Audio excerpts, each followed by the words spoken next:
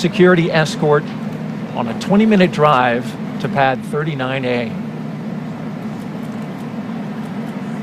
And they're queuing up a playlist right now, Bob, with some tunes. In fact, I've got the playlist to one of the vehicles. I believe it's the lead astronaut vehicle, which would be the second one in this line. Here's what they're going to be listening to. Oh Yeah by Yellow, Danger Zone by Kenny Loggins, Stronger by The Score, Slow Ride, Foghat, Everybody Got Their Something by Nikki Costa, Sabotage by the Beastie Boys, Mainstream Kid by Brandi Carlile, and Don't Stop Believin' by Journey. It's a nice list right there. It's a wonderful mix. There's a little bit of a slow and relaxing portion of it, as well as something with a little bit of emotion as they head out to the launch pad. You know, when Doug and I headed out to the launch pad, we had some tunes as well, and we took the experience to capture kind of the same things. The excitements of launching into space. Back in Black was one of the songs we selected from AC/DC, since we were both headed back into space again, and it was an exciting time for us. And that was followed, I believe, by Girl from Ipanema, which was very much a contrast. It was, Daryl. You know, this is a 20-minute ride out to the launch pad. The crew's been on a very tight schedule as they work their way to get to this point, but now's the time to sit back and wind your watch and wait for the actual launch event. So that waiting music came from the Blues Brothers movie, and Doug and I knew there was just going to be a time where we had to wait our turn to launch on that rocket.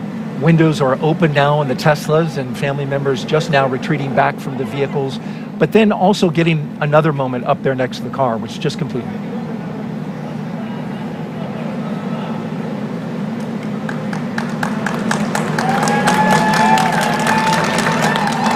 There they go. 4 on countdown. T-minus 3 hours and 15 minutes.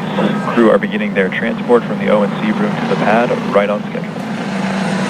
There's the call out from the SpaceX team. The crew now departing the Neil Armstrong Operations and Checkout Building. Slow rolling as they make a shot available for all of the media and photographers down there. They're beginning their 20-minute drive with a full security escort across NASA's Kennedy Space Center and out to Launch Pad 39A. The track they're taking goes through the industrial area and then gets out to the NASA Causeway and the Kennedy Causeway. And Bob, as we were watching that moment there, I want to play a piece of tape that we have from your wife Megan talking about those moments leading up to launch. And we're also going to see footage of that historic mission that you participated in, Demo 2. We'll also see hers, and we'll get to see the goodbyes from either one. Let's take a look at that now. I want to give you a little flashback. Take a look at the screen now. You might remember this. Demo 2, and there you are in the light blue with your son saying goodbye to your husband, Bob Behnken, on that historic flight. That's right. That was a really special moment, and it was great to see how excited my son was to see his father. There were no tears. It was all smiles and cheering. My son, I think, was determined to say, "Launch America," first and loudest, and so that's what he was doing. He did a great job. And then in April, Crew 2, this was your launch, and yes. Now the role was reversed. You were in the astronaut suit getting ready to go out and launch, and your husband was there with your son. That's right, and I was listening out for that Launch America, and sure enough, I could hear it from probably 20 feet away. That was a wonderful moment. Your wife, Megan MacArthur, who flew on Crew 2 to the International Space Station following up your certification mission. Yeah, it was a moment that we wanted our son to have a positive experience with, and he certainly did. Again, smiles and hugs and cheering. And while we didn't hear the voices of the crew's families and guests as they walked out, we did definitely hear that cheering when they got their chance to drive away. And we continue to follow the convoy from high above, our flight operations team. The helicopter crew getting a good shot there as they go. Now let's check in with Hawthorne and get our first update from SpaceX's Kate Tice, who, by the way, was at this very desk, Bob, when you launched. Good to have you back, Kate. Thanks, Daryl. I'm Kate Tice, and I'm the Quality Systems Engineering Manager here at SpaceX, and I'm going to be bringing you live status updates from the launch teams this morning. Now, for those following along with our launch preparations over the last week, you'll know that we had a successful dress rehearsal a couple days ago of our launch operations on October 2nd, followed by a successful static fire of our 9 Merlin 1D engines. Now, fast forward a bit to this morning, and we're coming up on, there it is, the T-minus 3 hour and 12-minute mark. And so far, all is going well for launch. Earlier in the night, the team began clearing the hazard area and buildings around Pad 39A, known as the Blast Danger Area, or BDA, as you might hear it called out today. At T-minus 4 hours, there was a briefing by the SpaceX launch director, and good news, there is nothing significant to report on the rocket. At this time, the advanced team was also cleared to enter the pad and start prepping the vehicle for the crew's arrival, which we're tracking there on screen, and we're expecting them to arrive at about T-minus 2 hours and 55 minutes, so just shortly coming up. So the only people remaining on the pad at this point in time are those needed for ingress of the astronauts. At the launch pad, Falcon 9 is powered on, and we're currently monitoring telemetry and pressurizing gas storage vessels. Engine and stage checkouts were performed several hours ago. On top of Falcon 9, of course, we have the Dragon spacecraft, and it is ready for the crew. Functional checkouts were performed, and most recently, the Dragon propellant system was pressurized to final flight pressure, and the side hatch has been opened by the advanced team. So at this point in time, I can report that all spacecraft systems are go. And as for the range, launch range is ready to support and working no issues at this time. And as you have probably been following along, we have been tracking the weather conditions carefully over the last week as we dealt with the remnants of Hurricane Ian. As you can see on your screen, it's a gorgeous morning out there at Kennedy Space Center. The weather is cooperating as we count down to liftoff. We have been tracking downrange winds that had been no-go overnight, but as of the T-minus 6 hour weather brief this morning, it cleared and we were green there. So everything is looking good for weather at this point, but we will continue to monitor. Now, with all that being said, let's head back over to Daryl and Bob for another check-in from Kennedy. All right, thank you, Kate. And yes, the weather here at Kennedy is nearly perfect for launch. Let's introduce you now to today's crew. We begin with Nicole Mann. The California native holds a Master of Science in Mechanical Engineering and is a colonel in the Marine Corps. Nicole was selected by NASA in June 2013, and today, the Crew-5 commander will be flying into space for the first time. And once she reaches the space station, she'll be the first Native American woman to stay on station. Sitting next to Nicole is Josh Cassada. He grew up in Bear Lake, Minnesota. The physicist and U.S. Navy test pilot flew 23 combat missions. He later became an instructor at the U.S. Naval Test Pilot School, and more recently, he served as the capsule communicator in mission control. But today, he's the pilot aboard Dragon. In the role of mission specialist is veteran Japanese astronaut Koichi Wakata. Altogether, Koichi flew 4 space shuttle missions, a Roscosmos Soyuz, and was on a long-duration stay aboard the International Space Station. Altogether, Koichi has spent 11 months in space, the veteran. And the fourth member, the second mission specialist, is Roscosmos cosmonaut Anna Kikina. She graduated from the Novosibirsk State Academy of Water Transport in 2006. In 2012, Anna officially became a candidate for the position of test cosmonaut. Crew-5 will be Anna's first flight into space as part of the recent resumption of integrated crews on U.S. Crew spacecraft and the Soyuz with the Russian state space corporation Roscosmos. As part of integrated crew, a week and a half ago, NASA astronaut Frank Rubio flew to the ISS aboard a Soyuz. Flying integrated crews ensures operational safety. Crew members on station are trained to do maintenance and spacewalks. It also protects against contingencies such as problems that could arise on the station, serious medical issues, or an emergency aboard the station that requires a crew and vehicle that they are assigned to return to Earth sooner than planned. All right, the crew taking a turn onto the Saturn Causeway, and this is the road that leads to the Vehicle Assembly Building, which is notable, Bob, because the astronauts right now taking a similar path to Hurricane Ian. as it crossed the state and came over our area. That's the operations and support building behind it, but then behind that, going through here, is the vehicle assembly building. And after studying the data, we learned the storm took that similar path. And as we widen out the view here, you can see, there it is, the Artemis logo, and a great shot of that vehicle assembly building with the crew going by. Now, the Crew-5 launch was delayed several days due to Hurricane Ian taking aim at Florida. And after studying the data, here's the path that we found it took. Take a look at this graphic put together by meteorologists with satellite data. It shows the track through the state. You can see the center of circulation, of course, the devastating impacts to the Fort Myers Beach area, more than 100 people killed, and complete devastation. By the time it crossed our area right there, you can see it came out the other side on Florida. Between pad 39A and 39B, and 39B is where we had our moon rocket, the SLS and Orion spacecraft. But officials here at NASA and the launch team with SLS made the decision to move the SLS indoors, and this is video from that day, 3 days prior. The mighty SLS and Orion spacecraft going into the shelter of the vehicle assembly building as Hurricane Ian passed overhead. It's a 4-mile, 10-hour trek it was that day.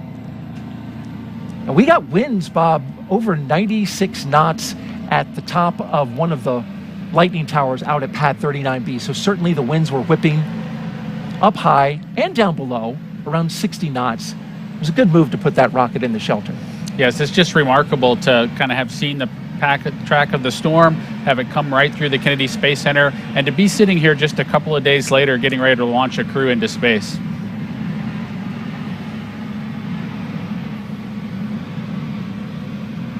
So now we await a new launch date for Artemis, which we know is going to be targeted in the mid-November area. And the astronauts just passing the vehicle assembly building. Crew-4, when they were here, the rocket was out on the pad and they got to actually go out and get a tour. This team getting to drive by that rocket, and certainly astronauts must be thinking about that mission, right? Artemis 1, 2, and 3 going on a test flight out to the moon and then ultimately landing back on the moon to establish more of a permanent presence there. Absolutely, Daryl. It's a super exciting time from an astronaut perspective. As you know, we still have missions headed to the International Space Station, taking crews up both on the Soyuz rocket and on the Falcon 9 and the Dragon at this time. We look forward to seeing the Starliner vehicle make its arrival on board the International Space Station as well. But Orion, with the Artemis missions that are upcoming, is just an exciting time. Returning to the moon is something that we all dream about. And there they are making the right-hand turn to go towards pad 39A, where SpaceX's facilities are,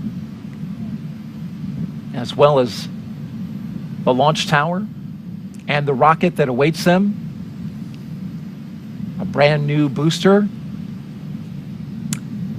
and the good ship Endurance, as you would say, Bob, on its second flight. On its second flight. You know, this is the time for that slow ride song probably to kind of play back for the crew. You know, Doug and I had our waiting room music, our elevator music to kind of pass the time. The crew's, of course, excited for the mission in front of them, but they've got to wait for the actual time to launch into space.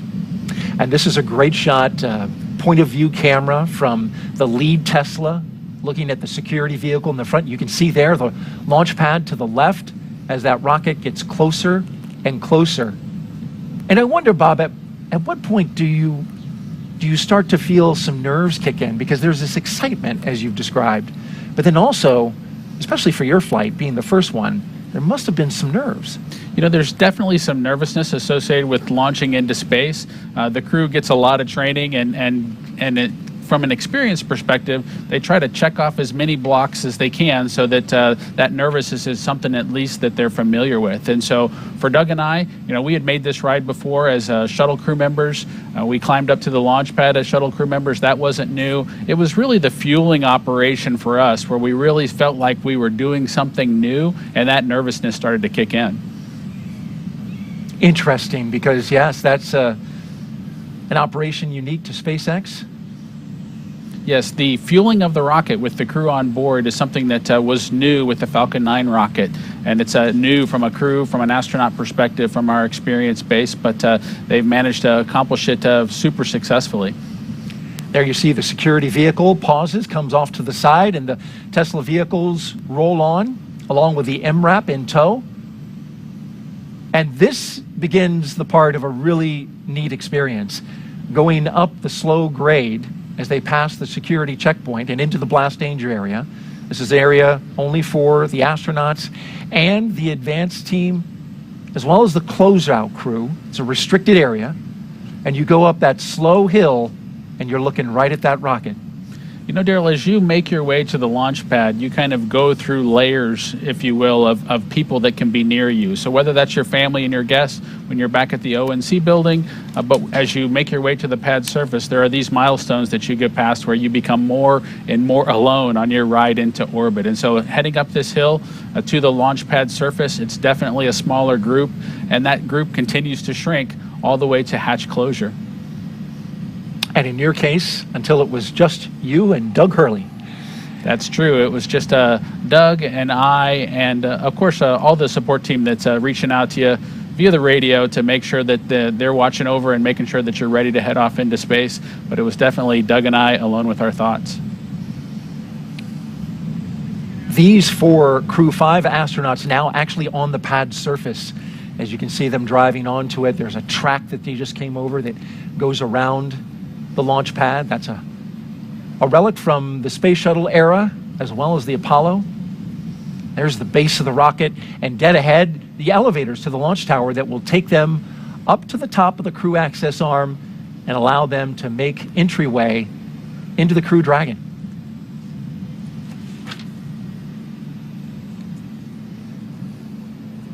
And at T-minus 2 hours and 55 minutes, we'll get that announcement that the crew has arrived, so they're a little early. It's always best to be a little bit early if you can for each of these major events, of course. And so for them to arrive when they're supposed to be there is what's critical. Core on countdown. T-minus 3 hours. Crew have arrived at the pad on schedule. And so the crews arrived at the pad. Of course, they'll have a couple of opportunities to pause as they make their way up. There'll be some photo opportunities for them to take a mental picture of the rocket itself, look up from below before they climb into the capsule. Now, Crew-5 is NASA and SpaceX's 5th crew rotation to the International Space Station since 2020. The successful NASA program is called Commercial Crew. It's based right here at the Kennedy Space Center. Time now to join Megan Cruz. She is live on top of the Operations and Support Building number 2. Was one of the leaders of this program. Megan. Daryl, thank you so much. Yes, we are here with Phil McAllister, Director of NASA's Commercial Space Division. Phil, we're so happy to have you here. Thank you. Happy to be here. Well, today, we just saw the crew arrive at the pad. This is NASA's Crew-5 with SpaceX. How has working with these commercial companies benefited NASA? So we both benefit. I think that's what's key with these partnerships. Obviously, SpaceX benefits from our 50 years of human spaceflight experience, but we also benefit by seeing these commercial companies and how they do business and how innovative they can be. Right. And we find there's new ways of doing things that maybe we haven't thought of. So I see the partnership as benefiting both groups. It's kind of like when we first started working with the Russians.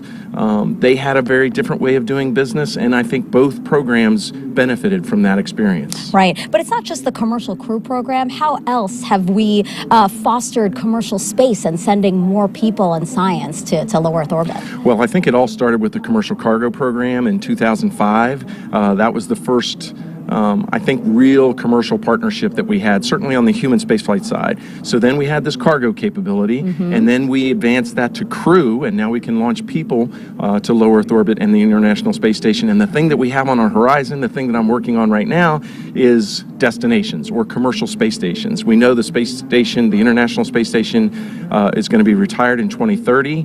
We need to have continuous access to space and a destination to go to. So now we want commercial companies to build a private space station where we can just be one of many customers. Yeah, and to that end, what are we doing to encourage that? We have 4 agreements and contracts with companies now: Axiom Space, NanoRacks, Blue Origin, and Northrop Grumman. They all have different concepts, and they all have different transportation modes, and they all are kind of targeting different markets. So it's really interesting. This is sort of the early development time. Okay. And I think things will shake out. I don't think we'll have a big enough market to keep 4 space stations on orbit. So this is the time when they innovate and they're competing, and it's kind of cool to see each one of these stations and how they develop. And again, why is this important to us? Why do we want to be one of many customers in low Earth orbit? So I think there's lots of reasons. Number one, when we first started building the International Space Station, there wasn't any other space stations that we could use at that time, so NASA had to build it. But today, we can leverage private sector investment because there are other customers other than NASA who want to go to low Earth orbit, and either for science or just to look out the window or whatever, for whatever reason. So we can take advantage of that. We don't have to pay for the entire infrastructure. Right. We can just be a customer and just pay our own sort of fare for what we do. And so it's more beneficial for NASA, and then we can take that savings and put it into our Moon Mars initiative. I really feel like the Artemis mission, the SLS and the Orion that was on the pad and we will hopefully launch next month, Yep. I don't think it would be as far along as it is today if it weren't for our commercial partnerships, because they help save us money, and we could take that savings and put it into our deep space exploration programs. Yeah, and you said personally this is what you've been working on for years now. How does it make you feel knowing that, as you just said, you know, the success we've had with commercial space is really fueling what we will see in the future with NASA? It's been very gratifying. I have to say, you know, when we were first starting out, I had to say, I think this will work. I think this is going to be a better way to do this particular mission. But I didn't have any proof. But then in 2012, we launched the first Falcon to the International Space Station for the cargo program. Right. That showed that the model could work. And then in 2020, we had Bob and Doug, who flew on the Demo 2 mission, went to the International Space Station. That was just, it was just an amazing mission. Oh, that's great. Yeah, yeah. And Bob, he's co-hosting the show today, so that's full circle how we're coming Yes. back. Can you imagine? It's Crew-5, and just a couple of years ago, we had Bob flying for the first time with Doug. I know, it is amazing. I was just telling some of my relatives, I was like, oh, this is the 5th one. And they're like, what? How did it happen so fast? And we go every 6 months. And so you tend to accumulate missions. And so we're putting the plaques on the wall outside my office, and it's getting pretty full, and that's pretty nice to see. That's absolutely great. Thank you so much, Phil, for being here, and I can't wait to watch the launch with you. Thanks so much. All right. Back to you guys. Thank you, Megan. T-minus 2 hours and 54 minutes and counting. And you must hear that a lot, Bob. But the people so many people were watching and following your mission, since it was a historic first, and kind of feel an attachment to what you did that day. Yeah, it was an exciting time, of course. I think it was a little bit strained with the COVID situation and folks kind of at home watching kind of electronically rather than in person here at the Causeway, potentially. And so a lot of folks watched the mission, and with the Bob and the Doug and the Space Dads, I think they made a connection, and they appreciated, you know, just being a part of it. Doug and Bob and Doug and their excellent adventure. I don't know about all that, but we had a wonderful experience on board the International Space Station. And it was wonderful to watch and chronicle as you guys went along, got to the space station, and came back safely. And we see some beautiful shots from high above. The weather, I mentioned at the beginning, less than 10% chance of violating. We've got onshore breezes here that are kicking up some waves and some rough surf conditions. That, of course, no impact to the launch today, but you can see the flags flying and the clock ticking down. If you're just joining us, you're watching live coverage of SpaceX mission known as Crew-5, as we watch the first 2 astronauts walk out onto the pad surface, getting ready to do what, and I have to admit, I have to attribute this, the rocket recline. There it is. I like the way they did it kind of in coordination as well. I think that was something that Doug and I didn't quite nail on the Demo 2 mission, but I appreciate them getting it sorted out by Crew-5. That was Commander Nicole Mann and pilot Josh Cassada that just took that look up, and I mentioned the attribution. That was our voice of mission control. Rob Navius came up with that phrase, so got to give him credit for that, the rocket recline. We'll get the next 2 mission specialists who will do the same move, but for now, they'll go into the elevator, the same elevator, Bob, that you rode on 2 missions aboard the Space Shuttle and Crew Dragon. That's true, Daryl. That elevator there on the 39 Alpha launch pad is just a wonderful experience to kind of be able to bring it back into the game and be able to fly kind of, if you will, slowly up to the pad surface before making a stairway walk up to the actual location where you walk out to the Dragon capsule. And there we see the top of the elevators where they'll walk out, and this is something that they have rehearsed a few times. Certainly we were here when they rehearsed it the other day during what's called a dry dress rehearsal. Yeah, the crew has been through this before, and like I mentioned a little bit earlier, it is really important to kind of get the nervousness out, to have done these operations once before. We can see Nicole and Josh there as they've made their way out of the elevator. They'll walk around the back and make their way up the stairs to the actual walkout area where they'll potentially have a chance to make a phone call, reach out to their family one more time before heading out to the White Room itself and climbing into the ship. And the closeout team right behind them from SpaceX as they greet some of the members of that team with some fist bumps. The telephone you mentioned, Bob, is there on the right-hand side of that hallway there. But what I notice is the astronauts tend to pause right about here because it looks like that is a spectacular view.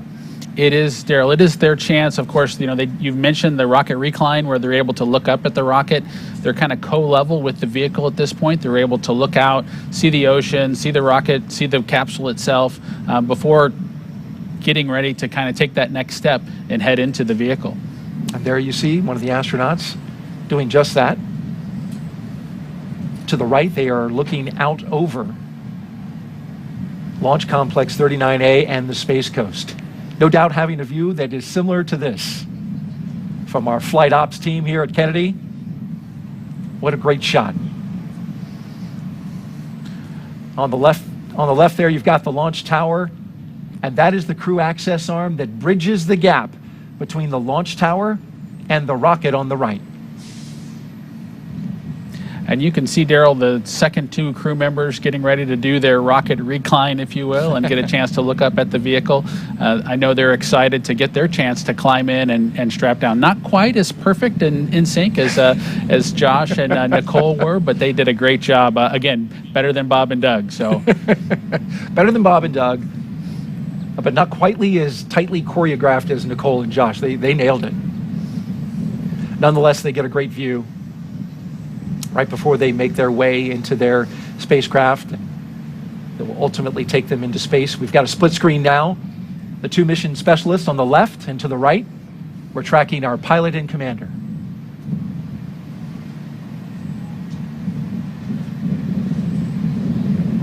Now they stagger the astronauts in this fashion because everything is highly proceduralized, right? As they go through the lines, check off the mission milestones, and then also it's carefully choreographed because you want to have everybody being orderly as they get into the spacecraft. Absolutely, Daryl. There is a well choreographed checklist that the SpaceX team has on their tablets as they follow along with the crew accomplishing the steps in front of them. But remember, there's just a single hatchway and they need to go in sequence, and it wouldn't be helpful for all four of them to be there at the same time. So we do bring them in sequence, Nicole boarding first, followed by the rest of the crew. Looking at the launch tower there, pad 39A. Bob, this is the same launch tower that launched the space shuttle. It's been, of course, renovated by SpaceX. They made a lot of improvements in order to accommodate the Falcon 9, but it also has some throwback to the shuttle era. And there's part of the fixed service structure that's still a part of that structure today. That's true, Daryl. The 39 Alpha launch complex was modified to be able to handle the Falcon 9 rocket, and Doug and I were super excited to launch again from the exact same location. There are remnants of the shuttle program that are still kind of out there. There's a series of chevrons. You can kind of see them in the image there. The kind of the yellow pathway, if you will. The crews go in the opposite direction there. Those chevrons point towards the slide wire baskets that they would use if they needed to do an emergency egress off the pad surface. Those slide wire baskets are a legacy item from the shuttle program. And here we go, the first two astronauts to board Crew Dragon. On the left, Josh Cassada, and on the right, Commander Nicole Mann. All smiles as they make their way down the crew access arm. You can see the fist pumps. They're definitely getting excited now as they get ready to board the ship. And they make their way into what's called the White Room.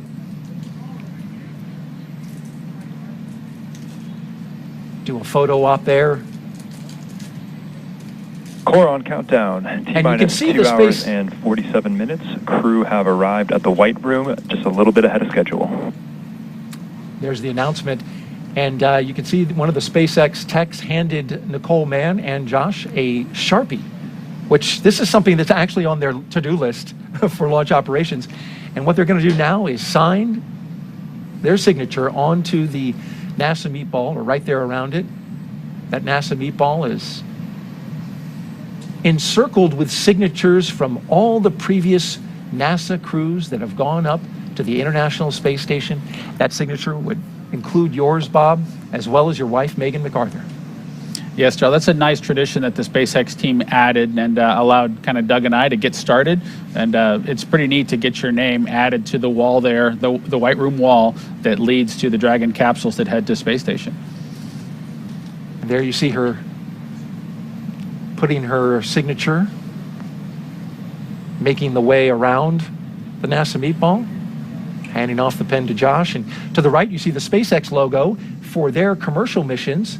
They're also starting a set of signatures, which is a great sign about starting to establish that economy in low Earth orbit, the commercialization of low Earth orbit. It's exciting to see the economy in low Earth orbit continue to grow, Daryl. It's also exciting to see the cadre of astronauts continue to grow and view that group as our partners of folks who've been to low Earth orbit, who've been into the black of space, and it's just exciting to see that group continue to grow. As the astronauts prepare to go inside, the first two, the commander and pilot, we've got the mission specialists on the left-hand side of your screen, making their way towards the crew access arm. The White Room was a term first used during the Gemini era, literally describing the color of the room, which is painted white. You can see an inflatable seal, which is black colored, connected to the spacecraft, and it inflates to create that environmental seal around the side of the spacecraft, connecting it with the White Room. It does, Gerald. That seal, of course, would protect if there was a kind of rain or anything else kind of going on in the area. We don't have that today. We have beautiful weather, but it does ensure that the elements of Florida don't make too far of a way into the capsule itself. So you don't want any mosquitoes or anything headed into orbit with you. And so that seal does its job. It does indeed. There's a lot of humidity and mosquitoes out here in Florida. Fortunately today, we've got a nice little breeze that's keeping it off us here at the desk, which is nice, and kept it off the astronauts and crew when they were getting in their vehicles, running about a 10-knot onshore breeze, which should help push the clouds around. We've got a few of them out overhead. Our launch weather officer for today, Brian Sizik, from the 45th Space Wing, telling us that we've got a nice high pressure system in the area, Bob, that's keeping everything clear as the first astronaut climbs aboard. Core on countdown at T-minus 2 hours and 44 minutes. Crew have begun ingressing Dragon.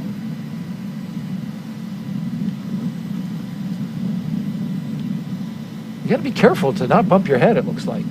You absolutely, Daryl, need to be careful as you climb through that hatchway. There's a pressure seal that needs to be kind of maintained in pristine condition, so when the time comes to close the hatch, you'll actually get a good seal with that hatch closure operation. And so the crew is keenly aware that they need to protect that environment, and that they climb into the vehicle very carefully. Carefully stepping over that seal. That's important, and later we'll see the closeout team closely inspecting that seal just to make sure that there's no debris, no what they call FOD, foreign object debris, which could compromise the seal, something you want to make sure you keep the environment on the inside and space on the outside. Yeah, that's absolutely true. That team, of course, it's a little bit difficult in the suit itself to be able to monitor and make sure that you don't bump anything that you're not supposed to bump into, but that team of SpaceX folks just does a great job with assisting the crew, letting them do as much as they would like to do on their own, but also ensuring that everything's done perfectly so that nothing has to be redone in the time-critical situation for launch. And here come our second two astronauts, mission specialists Koichi Wakata and Anna Kikina.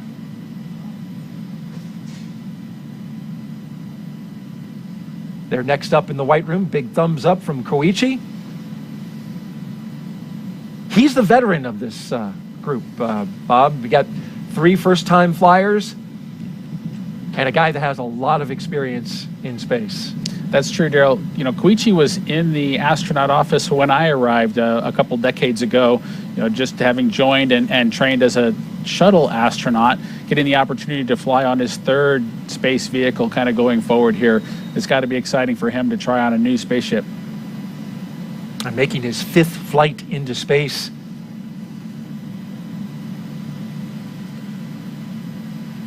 Got the green light flashing above, and I'm going to take that as green as go. Certainly better than a red flashing light. Yes.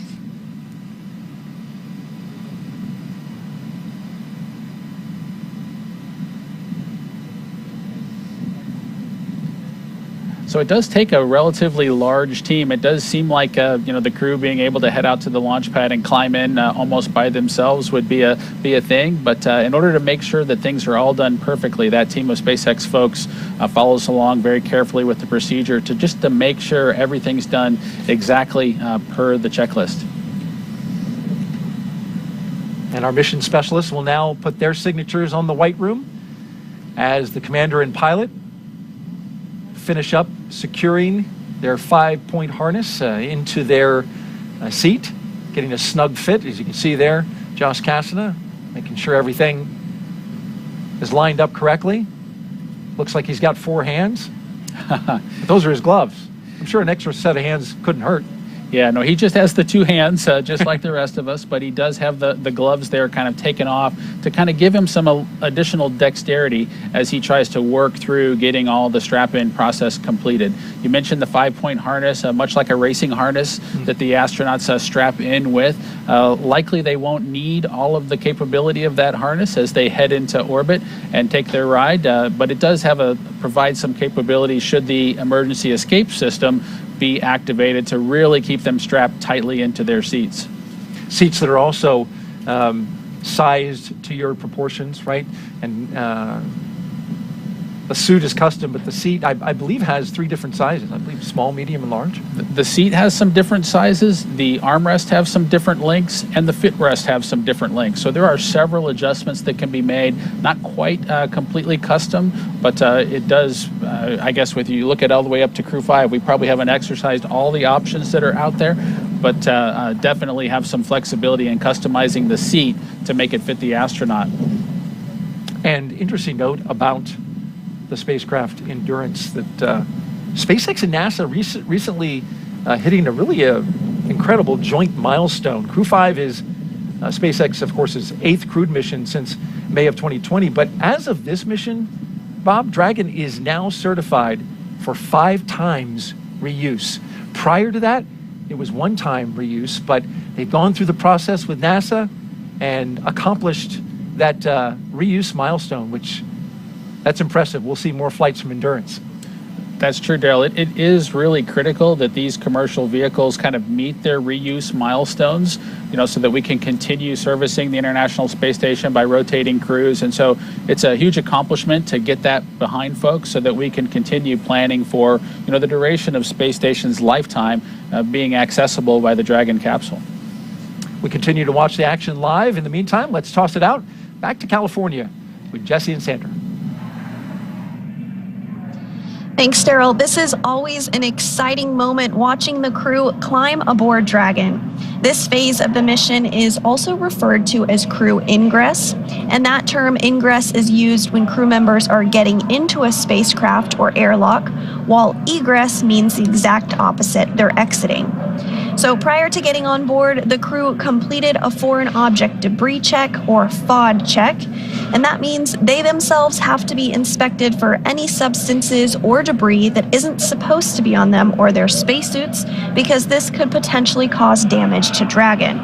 And that's also why the crew is wearing covers on their boots and on the umbilical port of their spacesuits. Those covers get removed before they enter the spacecraft. Foreign object debris prevention actually begins right here in Hawthorne before the spacecraft leaves SpaceX headquarters and is carefully controlled all the way through launch day until Dragon's hatch is closed. They're now getting buckled in and attaching their umbilicals to their suits, and you can see the suit techs or closeout techs are present, helping them out as needed. The umbilicals allow the crew to have comms through their suit, air to help keep them cool, as well as delivers nitrox for suit pressurization. As we mentioned earlier in the broadcast, the suit's primary function is to protect the crew in the event of a cabin depressurization. And there are 4 seats configured right now inside of Dragon and are numbered 1 to 4 from right to left when looking at the seats from the hatch. Anna Kikino will be in seat 1 on the very far left, and you see she just climbed in a couple of moments ago. Nicole Mann will be, Josh Cassada will be in seat 2, or the commander's seat, and Josh Cassada will be beside her in the pilot seat. And then on the very end is Koichi Wakata, who is in seat 4, all the way to the right, who just climbed aboard just a moment ago as well. And directly in front of the crew members are 3 displays, which they'll use throughout the flight, getting insight into Dragon's systems, seeing any alerts or issues with the vehicle, and if required, taking control and manually flying Dragon. Now, once the crew is all settled in, coming up will be a comm check, and that will be to make sure that they can communicate with mission control. And then, once that's complete, their seats will be rotated in position for launch. So very exciting watching them getting settled in. We've got this awesome view of the Falcon 9 with Dragon on top, crew on board already. We have been watching the crew since this morning make their way to the launch pad, climb up the fixed service structure, walk across that beautiful crew arm that you see there on your screen, and now they are getting settled into each one of their seats, and there is the Crew-5 crew there on your right-hand screen. And the crew will remain in these spacesuits through the Ascent portion of today's flight. They'll be able to get out of their suits and get a little more comfortable shortly after liftoff, but for the portion that is the most dynamic portion of the flight, they will remain in those spacesuits. And the primary function of those spacesuits is to protect the crew in an event of a cabin depressurization. And if that would occur, the suit could inflate to provide a habitable environment long enough for the crew to return home. But with the crew now inside of the Dragon vehicle, let's go ahead and check in with Kate Tice for the latest. How's it going, Kate? I've been following along with the launch teams, and they continue to work through the countdown. Currently, no issues are in work, and we are awaiting the comm checks with the crew inside Dragon, which you seated there.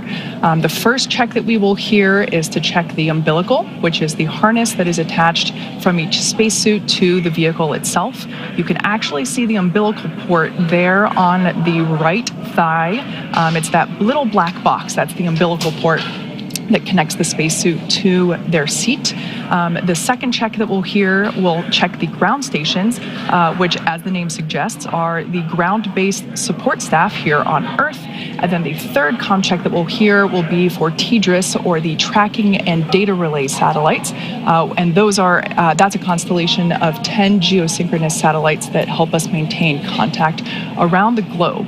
As of right now, the Dragon launch op team tracking no issues. I was listening in throughout the webcast on their nets, and it sounds like that we are running perfectly on time and just a little bit early.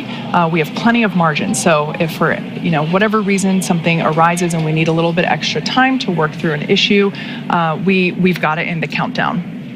For those that are new to our launch webcasts, of course, our countdown is the framework that helps to sync all of our teams up. So we build margin into each step that we walk through or proceed through on the countdown to make sure that we have plenty of time to work any issues that might arise. So with all that being said, everything is looking good on the Dragon side. As for the Falcon 9 team, they are located in firing room 4 in the Launch Control Center at Kennedy Space Center, which you see there on your screen. Those folks are settling in for final checkouts, propellant loading, and launch. The Falcon 9 team will undergo their own comm checks with the crew at about the T-minus 2 hour mark. As for the range, they continue to report no issues, and the weather forecast continues to be acceptable. We had a less than 10% chance of violation of our weather conditions, and as you can see on your screen, it's a beautiful morning there at Kennedy Space Center. Now, of course, we are looking at weather not only at the launch site, but around the world. We need to make sure that conditions are acceptable if Dragon has to splash down in the Atlantic in case of an escape. We're also monitoring contingency splashdown locations if the crew had to come back to Earth before docking with the space station. Now, if that were to happen, SpaceX and NASA would coordinate with the U.S. Coast Guard to ensure safety upon splashdown, including extra ships and air assets to patrol the 10 nautical mile keep-out zone. That's, of course, to help mitigate safety concerns for any boaters approaching the landing area. And, of course, we've also been monitoring downrange weather, which, as I reported earlier, was no-go yesterday, but at the T-minus 6 hour weather brief turned to green. So we're proceeding, but keeping an eye on those downrange wind conditions. So as the clock continues to tick, we're approaching the T-minus 2 hour and 31 minute mark. All systems to continue to be go for launch. Let's head back over to Jesse, who's actually here in Hawthorne with me, just across the floor. Thanks, Kate. Not only is today an exciting day because it's launch day, but it's also a pretty exciting year, as this year marks Dragon's 10th year in operational flight. It took a lot of love and dedication to get here today, and we are still learning and innovating from each launch. From the beginning, Dragon was designed to eventually fly people. The Dragon hanging from the ceiling next to us was initially flown to certify SpaceX for cargo missions to the space station over 10 years ago, which flew in 2010. Yet a window was added to hint at our plans for flying Crew in the near future. Now, of course, the Dragon behind us and the Dragon supporting today's mission, taking Crew-5 to the space station, are very different, a testament to how far we've come. It's been a little over 2 years since we flew Demo 2, which was on May 30th of 2020. And since then, SpaceX has been regularly flying crew missions for NASA to and from the International Space Station at an average cadence of 1 flight every 6 months since Crew 1. Crew-5 marks SpaceX's 6th crewed spaceflight for NASA and our 8th human spaceflight mission overall, including private passenger missions Inspiration 4 and Axiom 1. Now, speaking of Inspiration 4, you may remember Jared Isaacman, who served as commander for the Inspiration 4 mission. Jared is planning to return to space with us under the Polaris program. Now, through this program, Jared, along with his crew, will embark on 3 human spaceflight missions, culminating in the inaugural flight of SpaceX's Starship with humans on board. The crew for the first mission, Polaris Dawn, has been busy preparing for their flight, which is currently targeted for no earlier than March 2023. In addition to Jared Isaacman, the Polaris Dawn crew consists of Scott Kidd Poteet, the mission's pilot, SpaceX's Sarah Gillis as mission specialist, and SpaceX's Anna Menon, the second mission specialist and medical officer, and there you can see them on the screen. The Polaris Dawn mission will endeavor to fly higher than any other Dragon mission to date. The crew will also be attempting the world's first ever commercial spacewalk using our newly designed EVA suits. And our progress with human space exploration does not stop there. As you can see, we've started construction on a new Starship pad at Kennedy Space Center, the same pad that will take NASA's human space lander system to the moon. That's right, Jesse. NASA's efforts, particularly with the Commercial Crew Program and the certification of the SpaceX Dragon, are aiding in building the foundation for a robust U.S.-led commercial economy in low Earth orbit. Commercial transportation to space is but one element of NASA's larger plan for commercialization, and we're enabling the development of commercial space stations, private astronaut missions to station, demand for in-space manufacturing, and much more. And soon the agency will launch Artemis to the moon and beyond as part of a test flight of the Space Launch System rocket. Dragon, ready for comm checks. Copy, Dragon. Stand by for umbilical comm check. And we did just hear those words that comm checks will be starting here shortly. So the Orion spacecraft and all of its components will be tested from end to end in this uncrewed test flight. This is a key milestone before we fly humans on board as part of Artemis 2, and then have humans land on the moon on Artemis 3. Now on your screen, you're seeing some waves, some thumbs up, some goodbyes to the team on the ground. Once they close this hatch. PLT, MS1, MS2, comm check. CDR has you loud and clear. PLT has you loud and clear. MS1 has you loud and clear. MS2 has you loud and clear. Core, loud and clear. Umbilical comm check is complete. Stand by for ground station comm check.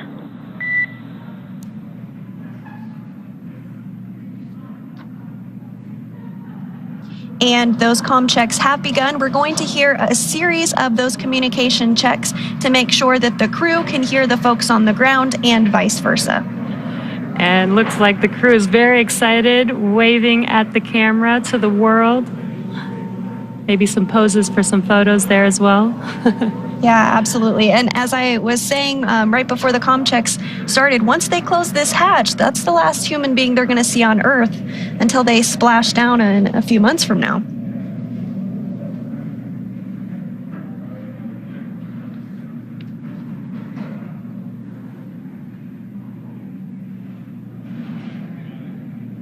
You can also see the crew with their iPads on their tablets on their legs there. They have a variety of different procedures and reference materials that they can view during the mission as well. You'll see them getting that configured and ready for launch now, 2 hours and 25 minutes from now. And these procedures are very, very specific. They are following them all the way, step by step, all the way through. This does include, if you're just now joining us, we are awaiting some comm checks, which they have begun.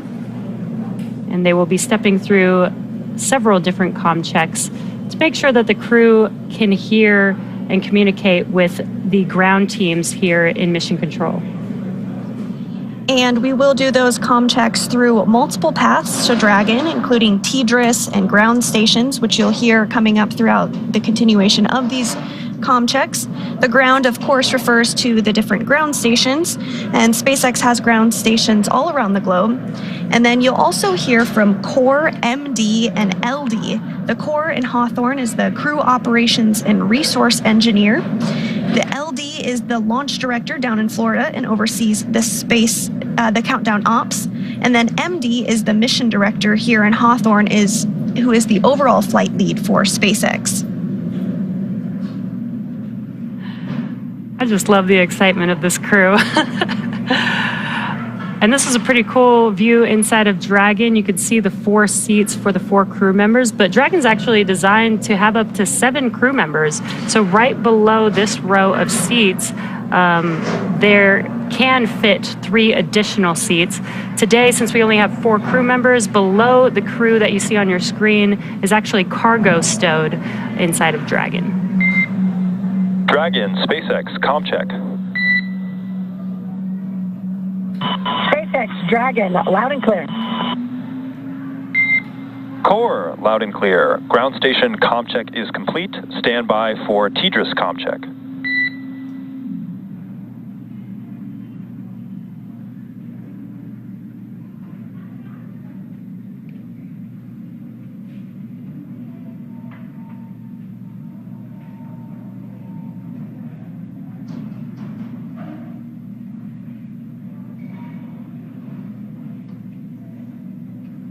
We did have a good comm check with the core standing by for the next comm check, which is going to be Tidris, and that's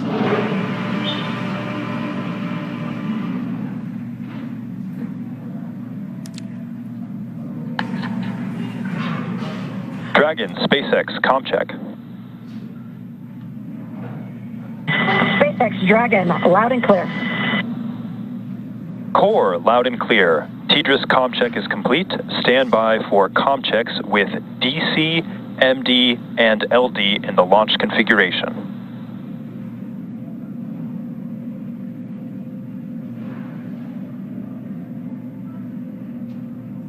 Dragon, DC on countdown 1, comm check. DC Dragon, loud and clear. DC, loud and clear. Stand by for comm checks with MD.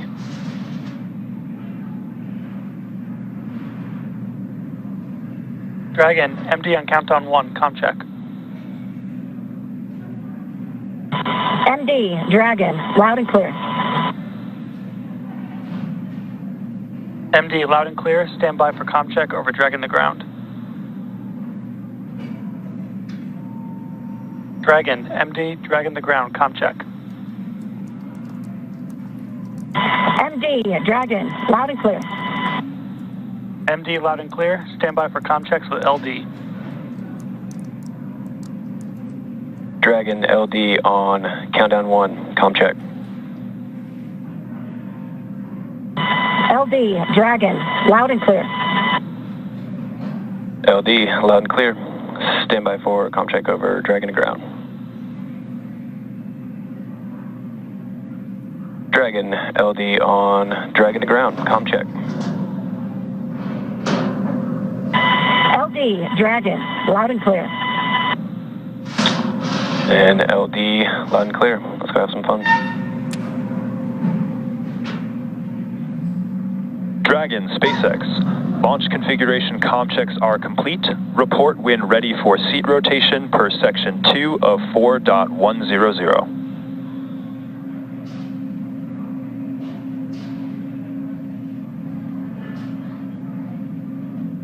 And now that we have successful comm checks, let's go over to the Johnson Space. Dragon, we are ready for section 2 and ready for seat rotation. Looks like the crew is getting ready for seat rotation, Dragon. but let's We head will over to the report when Johnson initiating. Space Center in Houston, Texas, and check in with Shaniqua Vereen. Thanks, Sandra, and welcome to the International Space Station Flight Control Room, or Mission Control Center, Houston. A team of flight controllers behind me is actively monitoring the space station as we speak. The crew in orbit has completed a number of tasks to prepare the station for Crew-5, like setting up tools to monitor Dragon's arrival and preparing the sleep stations for the new residents. Many of their clothes and other belongings launched on a previous cargo resupply mission. Back here in Houston, Flight Director Greg Whitney and his team are in constant communication with the SpaceX mission director for Crew-5's launch to the space station. Once we get into integrated operations, the NASA flight director will be conducting a series of go-no-go polls at the predetermined checkpoints for Dragon's approach. For now, we'll continue to follow along from here in Mission Control Houston, so I'll send it back down to the team in Kennedy. Over to you, Daryl. All right, thank you, Shaniqua. And if you're just joining us, it is T-minus 2 hours and 19 minutes until Crew-5 launches as part of the NASA Commercial Crew Program. We've got Commander Nicole Mann, pilot Josh Cassada, and mission specialist Koichi Wakata and Anna Kikina. They are strapped into their seats inside Dragon Endurance. I'm Daryl Nail, and this is Bob Behnken, history-making astronaut here. If you want to get a question into Bob live on the show, just hop on to a social media platform, any of the following: Twitter, YouTube, and Twitch. We're streaming on Facebook as well. Use the hashtag AskNASA, and we will take your question live on the air to Bob Behnken. Now, the Commercial Crew Program has hundreds of super smart engineers and technicians doing amazing work to get us up to the station, and Megan Cruz is with one of them. Megan. Yes, I do have a super smart Dragon. engineer with me. This is Crystal Jones. She's with CCP's Grounds and Mission Operations Office. Crystal, can you tell everyone what that office is in charge of? Sure, yeah. We have a wide range of functions that we do for the Commercial Crew Program. One is assessing ground systems for crew safety for both launch ops and recovery.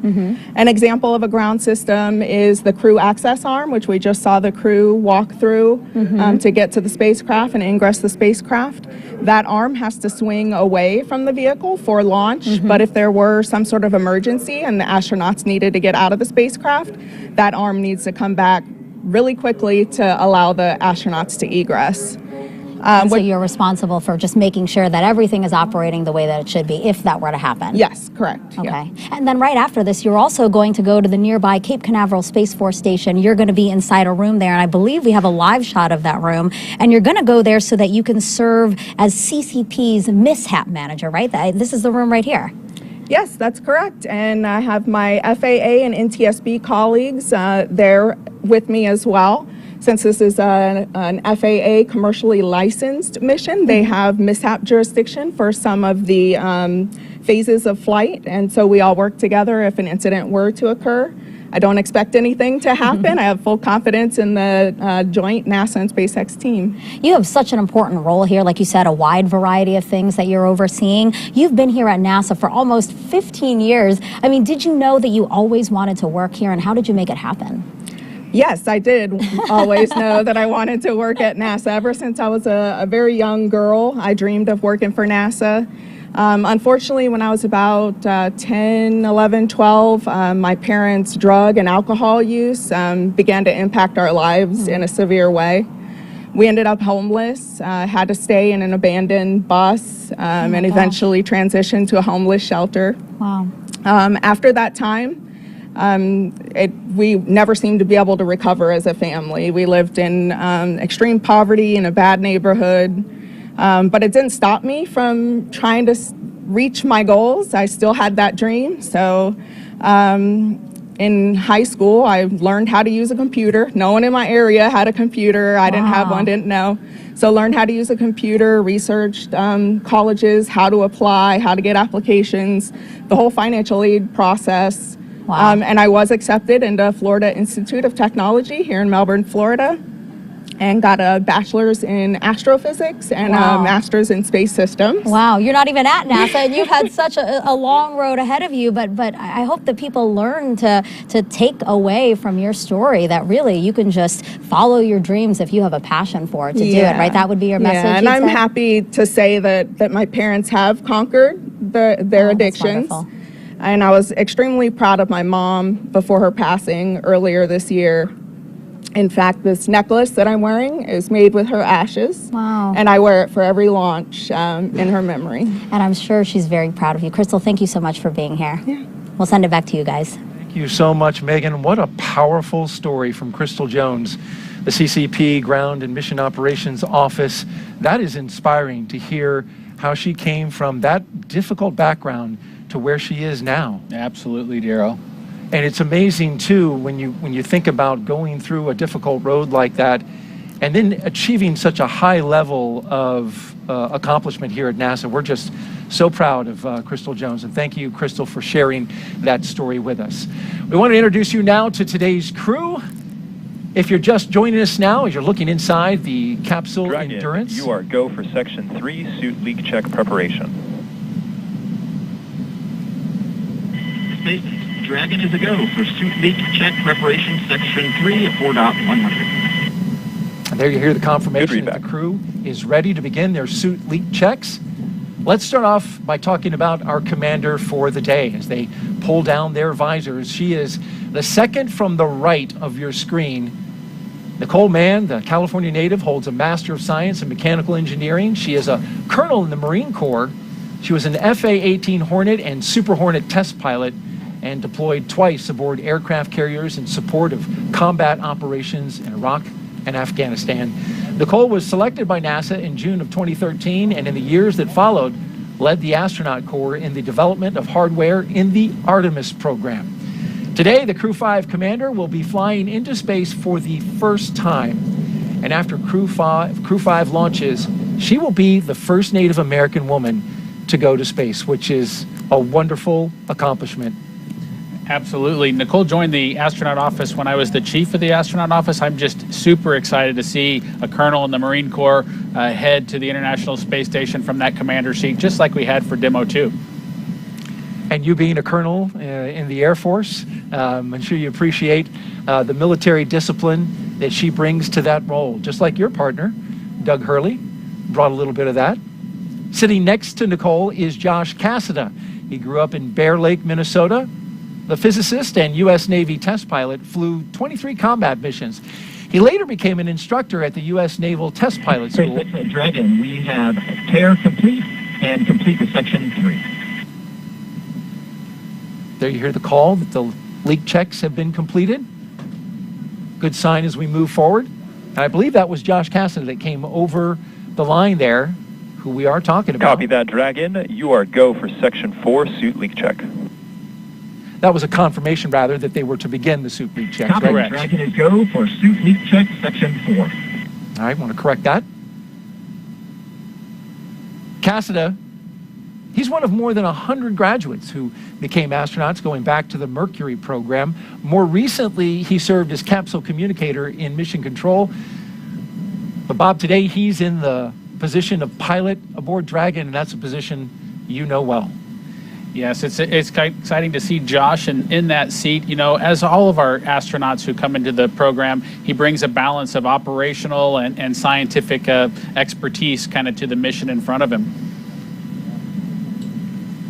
In the role of mission specialist is veteran Japanese astronaut Koichi Wakata.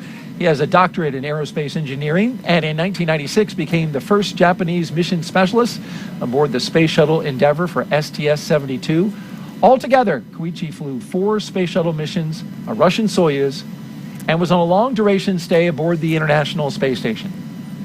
During his 2-decade career as an astronaut, Koichi has spent 11 months in space, and so he is the guy with the experience on this crew, the other 3 first-time flyers.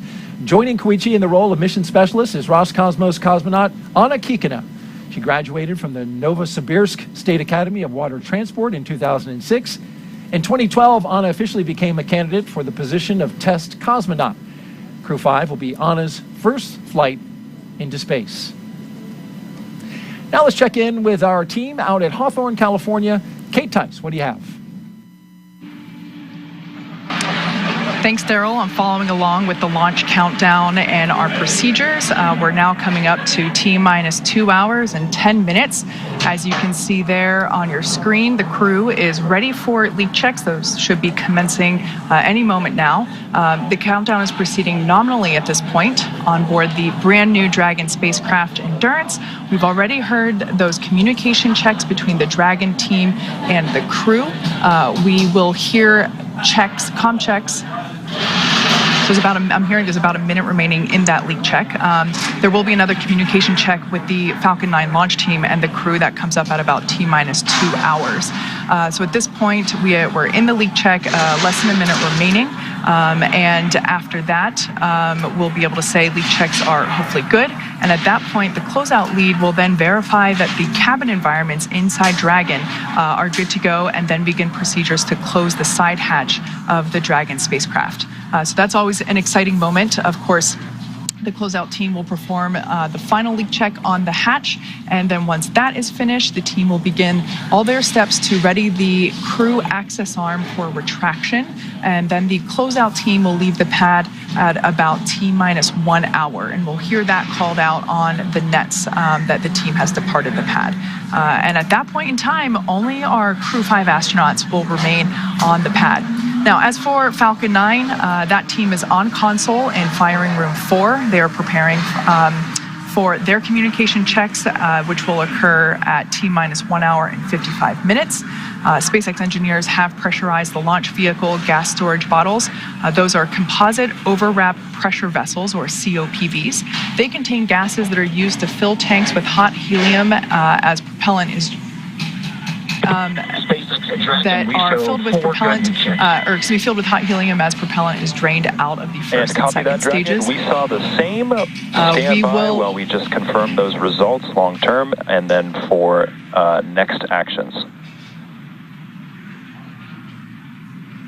Dragon copies and standing by.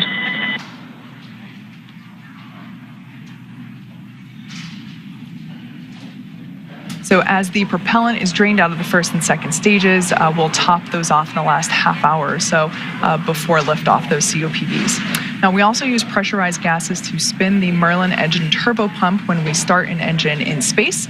The second stage MVAC engine starts up after the first stage separates, and then the first stage engines need to be restarted for that landing sequence. The gases are also used for attitude control systems, which help the vehicle with its orientation for deploying the grid fins and landing legs. Now, of course, we're continuing to keep an eye on the weather. You can see it remains a beautiful day at pad 39A. We are watching weather at the launch site as well as around the world for contingency abort and landing zones. And Dragon SpaceX for suit leak checks. And it sounds like we're going to get confirmation of those leak checks now. Go ahead, SpaceX. All right, Josh, we saw you come in a little bit lower than you did on dry dress, so just as a measure of precaution, we're going to have the closeout lead come in and just take a quick look and double check that everything is looking secure for zippers and umbilicals. How copy? We copy, and we were thinking the same. Thanks a lot. Good read. All right, so it sounds like pilot Josh Cassada, his suit pressure is a little bit lower than what we read during the dry dress, which was the basically dress rehearsal that we performed early on Sunday, October 2nd. So the closeout team is going to come back in and just make sure that all of the zippers on the spacesuit are zipped up to the appropriate height, just make sure that everything is locked into place. So we have plenty of margin in the launch countdown. The countdown is to make sure that all the teams are working toward T0 in a coordinated fashion, and we have lots of margin built in. So we are okay to go in and recheck that and reperform that suit leak check on Josh. So at this point in time, everything continues to be acceptable for launch. We're coming up to T-minus 2 hours and 6 minutes. So I'm going to toss it back to Daryl over at Kennedy Space Center. All right, thank you, Kate. And I'm here with Bob Binkin, astronaut from Demo 2 and NASA's first mission. And we want to talk a little bit about that leak check. Bob, you were following along as they were doing the checks. The crew now going inside to double check Josh Cassada's suit. What's that all about? Yeah, that's correct, Daryl. You know, we heard the words from the SpaceX team. What they saw was a slightly different indication than they saw during Josh's last leak check, and the team is just going to double check that to make sure that they don't see anything awry. Just an abundance of caution. As you heard, the crew reported that they had a good leak check, and so the team's just using, again, an abundance of caution. And a little bit of air obviously comes through that suit and goes out the suit, right? So this is a level that would be maybe a little higher than what they normally see. That's correct. All right, very good. Well, we're back here at Kennedy, and the weather is beautiful for launch as we stand by. And there you can see the suit tech in there examining the zippers and the connection points in Josh Cassada's suit. So they hadn't shut the hatch yet, so that was an easy entry for that tech to go in there and check on that. Yeah, so they'll check each of the places where there could possibly be a leak. One of the places is that umbilical that you've seen them disconnect, and they're now reattaching after they checked the seal that was there. They'll verify the zippers that are on the suit to make sure that those are all closed all the way to the very end. And I know that for the crew, these sorts of situations can be a little bit frustrating. They can kind of break the sequence of events, but I know they'll get right back on track here and continue. All right, these are highly trained astronauts that have been getting ready for this moment for the past couple of years, certainly ready for all situations that they may come up against. And these suits, Bob, carry a lot right into the spacecraft. Dragon, I'm Dragon ground from C3. Heading here. Pause. C3, I've got you 5x5. How me? Got you the same, thank you. So I don't want to speculate too much, but when you pull the umbilical away, you know, there's an opportunity for the comm system to just need to be re-verified. So we heard Josh check back in. Those connection points, they're grouped together, right? You've got comm and air flowing into the suit at the same connection point? Correct. Also giving a check to Anas, or maybe just doing some zipping up and rechecking.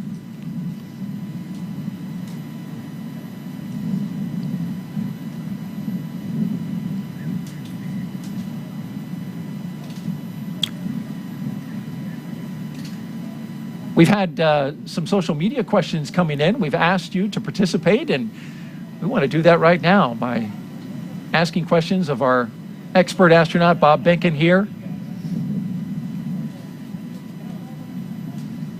Of course, you can hit us up at hashtag AskNASA on Facebook, Twitter, YouTube, and Twitch. And our question is, coming in from Andy Hughes 01, why do the new spacesuits involve long rubber boots? Those are high boots. You know, it's a great question, Daryl, as to why the SpaceX suit looks the way that it does. Of course, as a commercial company, they were free to come up with a suit that really then had to be assessed whether it actually accomplished the mission of protecting the crew, and in those unlikely cases where there might need to be an atmosphere of their own because there was something wrong with the one inside of the spaceship. And so SpaceX chose the high boot configuration there, but it met the mission needs, and so the NASA team was able to embrace it and move forward.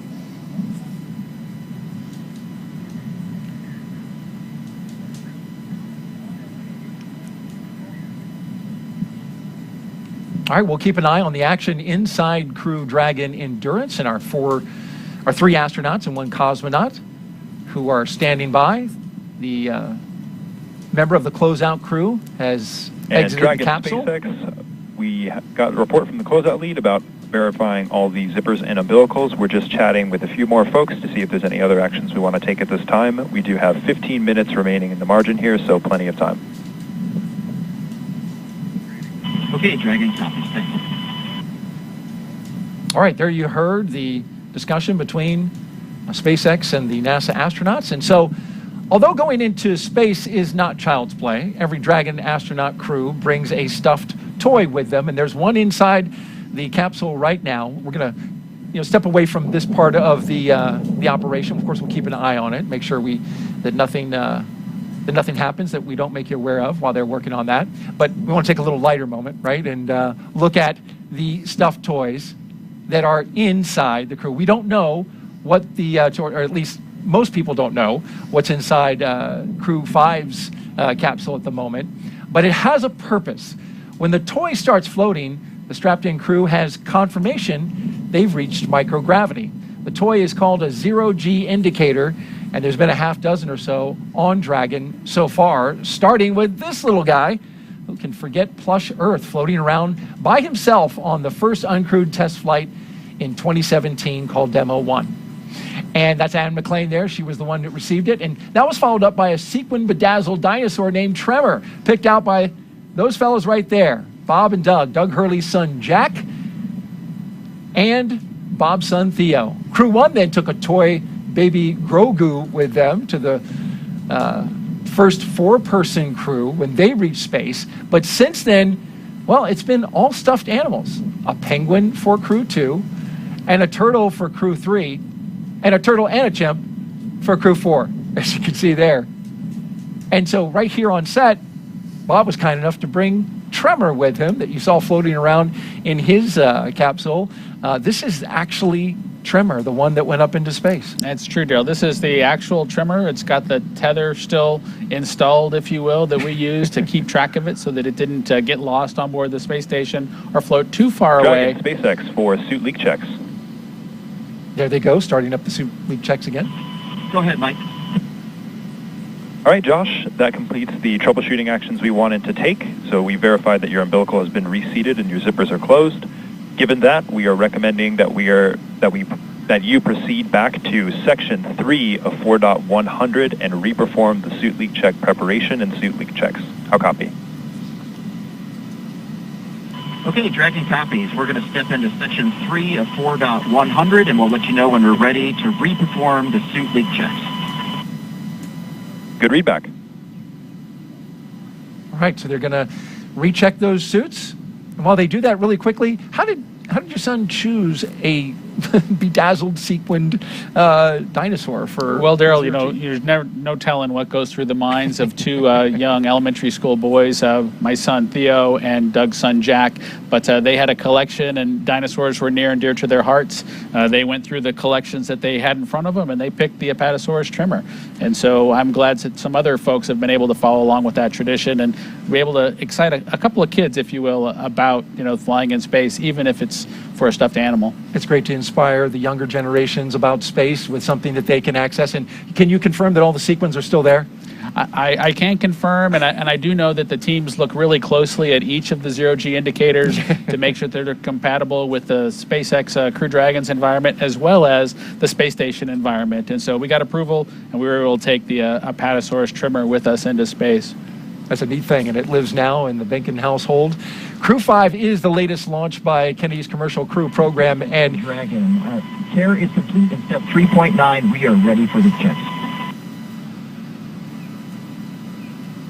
Copy that, Dragon. You are go for Section 4 suit leak check. All right, while they start up the Dragon suit. is go for suit leak check. The communication confirming they're going to restart the suit leak check. Bob Benkin telling me that the suits inflate just a little bit as they make that check. In the meantime, we'll take an interview now and check in with Kennedy's Commercial Crew program. It was created in 2011 and has been flying astronauts from American soil to the International Space Station for the last 2 years. Let's bring in NASA's Megan Cruz, who's with Kennedy Center Director Janet Petro. I am, Daryl. Thank you so much, Janet. It's always so great to have you here, especially for a day like today. We're about to launch this new crew to the ISS. How do you feel about Kennedy again playing this important role in continuing what we do on the space station? Well, thank you so much, Megan, for the question. And as you know, Kennedy has a very long history of doing really some incredible things. And of course, we were established 60 years ago to do the incredible mission of landing a man on the moon and then returning him safely. And in the 6 decades since then, we've been doing an incredible amount of impactful missions. And a lot of those missions have really helped what we do here on Earth and for the benefit of mankind here on Earth. That on-orbiting laboratory that we have up there is doing incredible science and technology and research that's really benefiting humankind here. Yeah.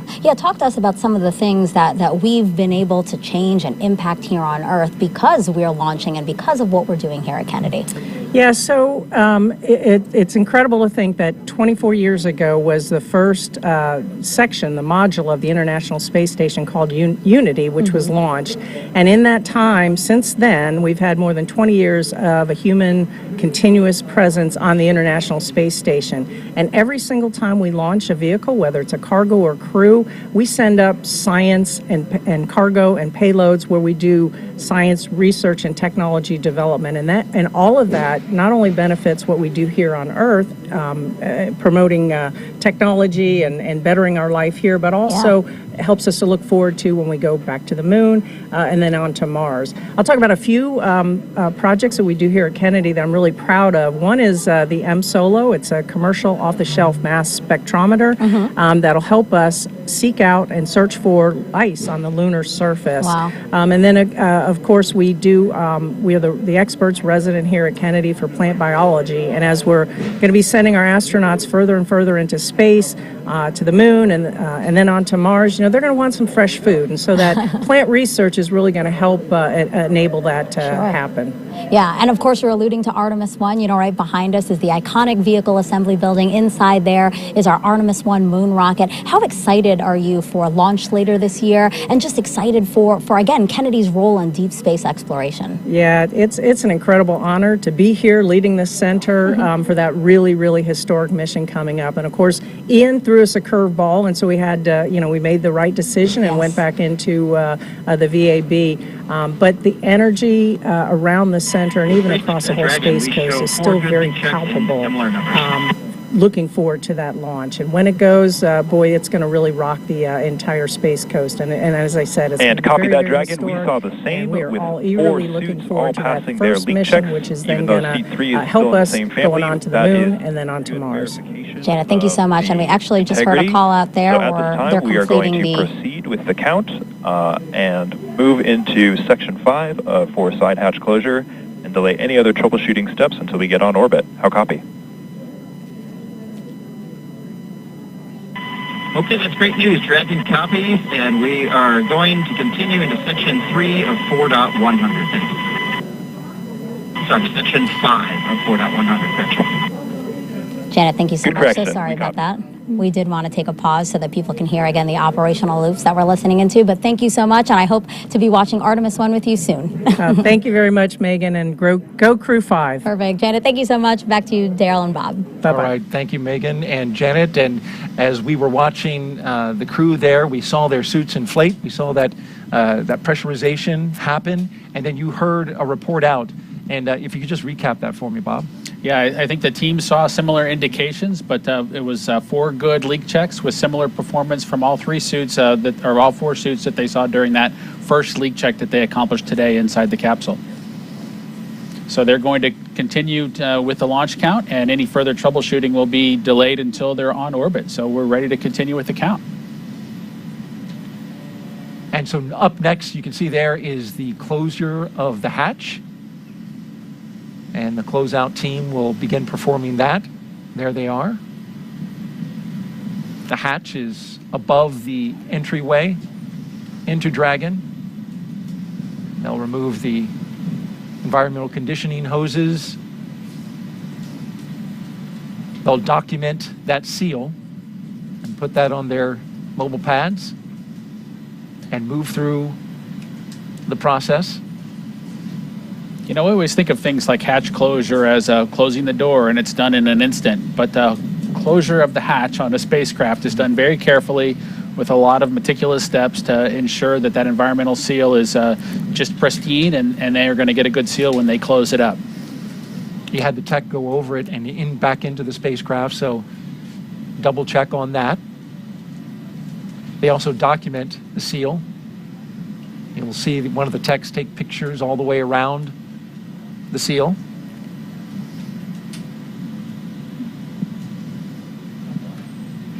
And we can think some about that hatch being closed, and then it'll be reopened when they come back at the end of their mission after splashdown, and when the vehicle's brought on board the ship. So it's going to stay closed for a long time after they get it closed for the spacecraft launch. That's a great point.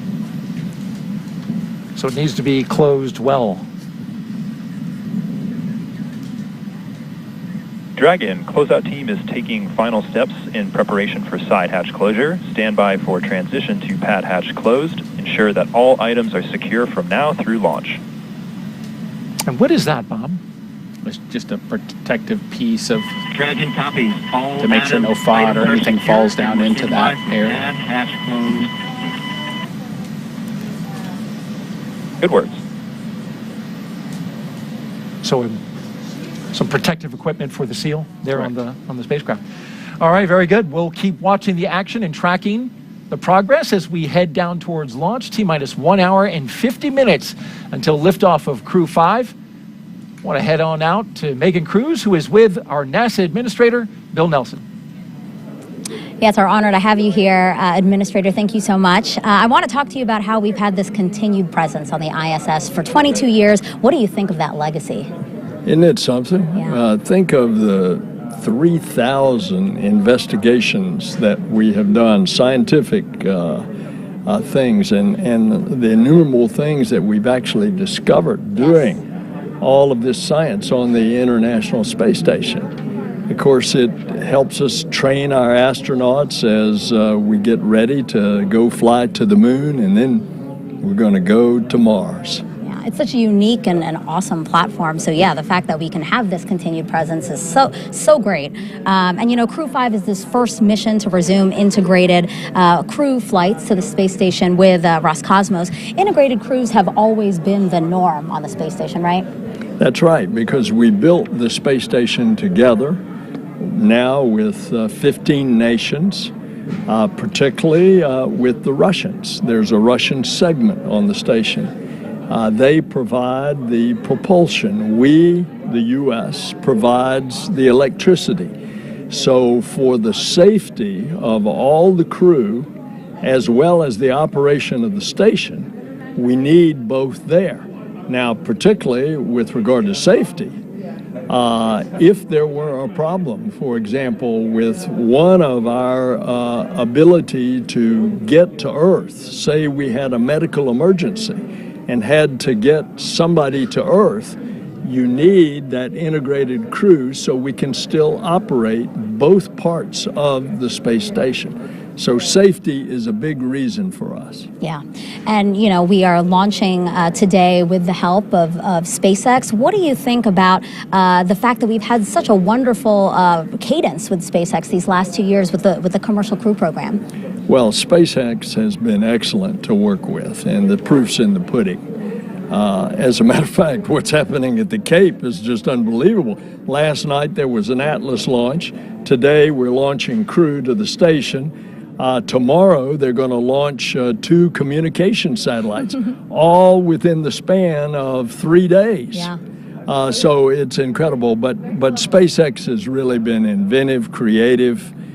They've been a good partner for NASA, and it shows that this commercial public-private partnership is actually working. Yeah. And now as we're under 2 minutes to launch of Crew-5, what do you have to say to the crew? Any message for them? Well, not only go Dragon, go NASA, but Godspeed. And 2 hours to launch. I misspoke. I'm too excited. You are. Administrator, thank you so much. I appreciate you being here again. Thanks. And we'll check it back in with our partners at JSC now.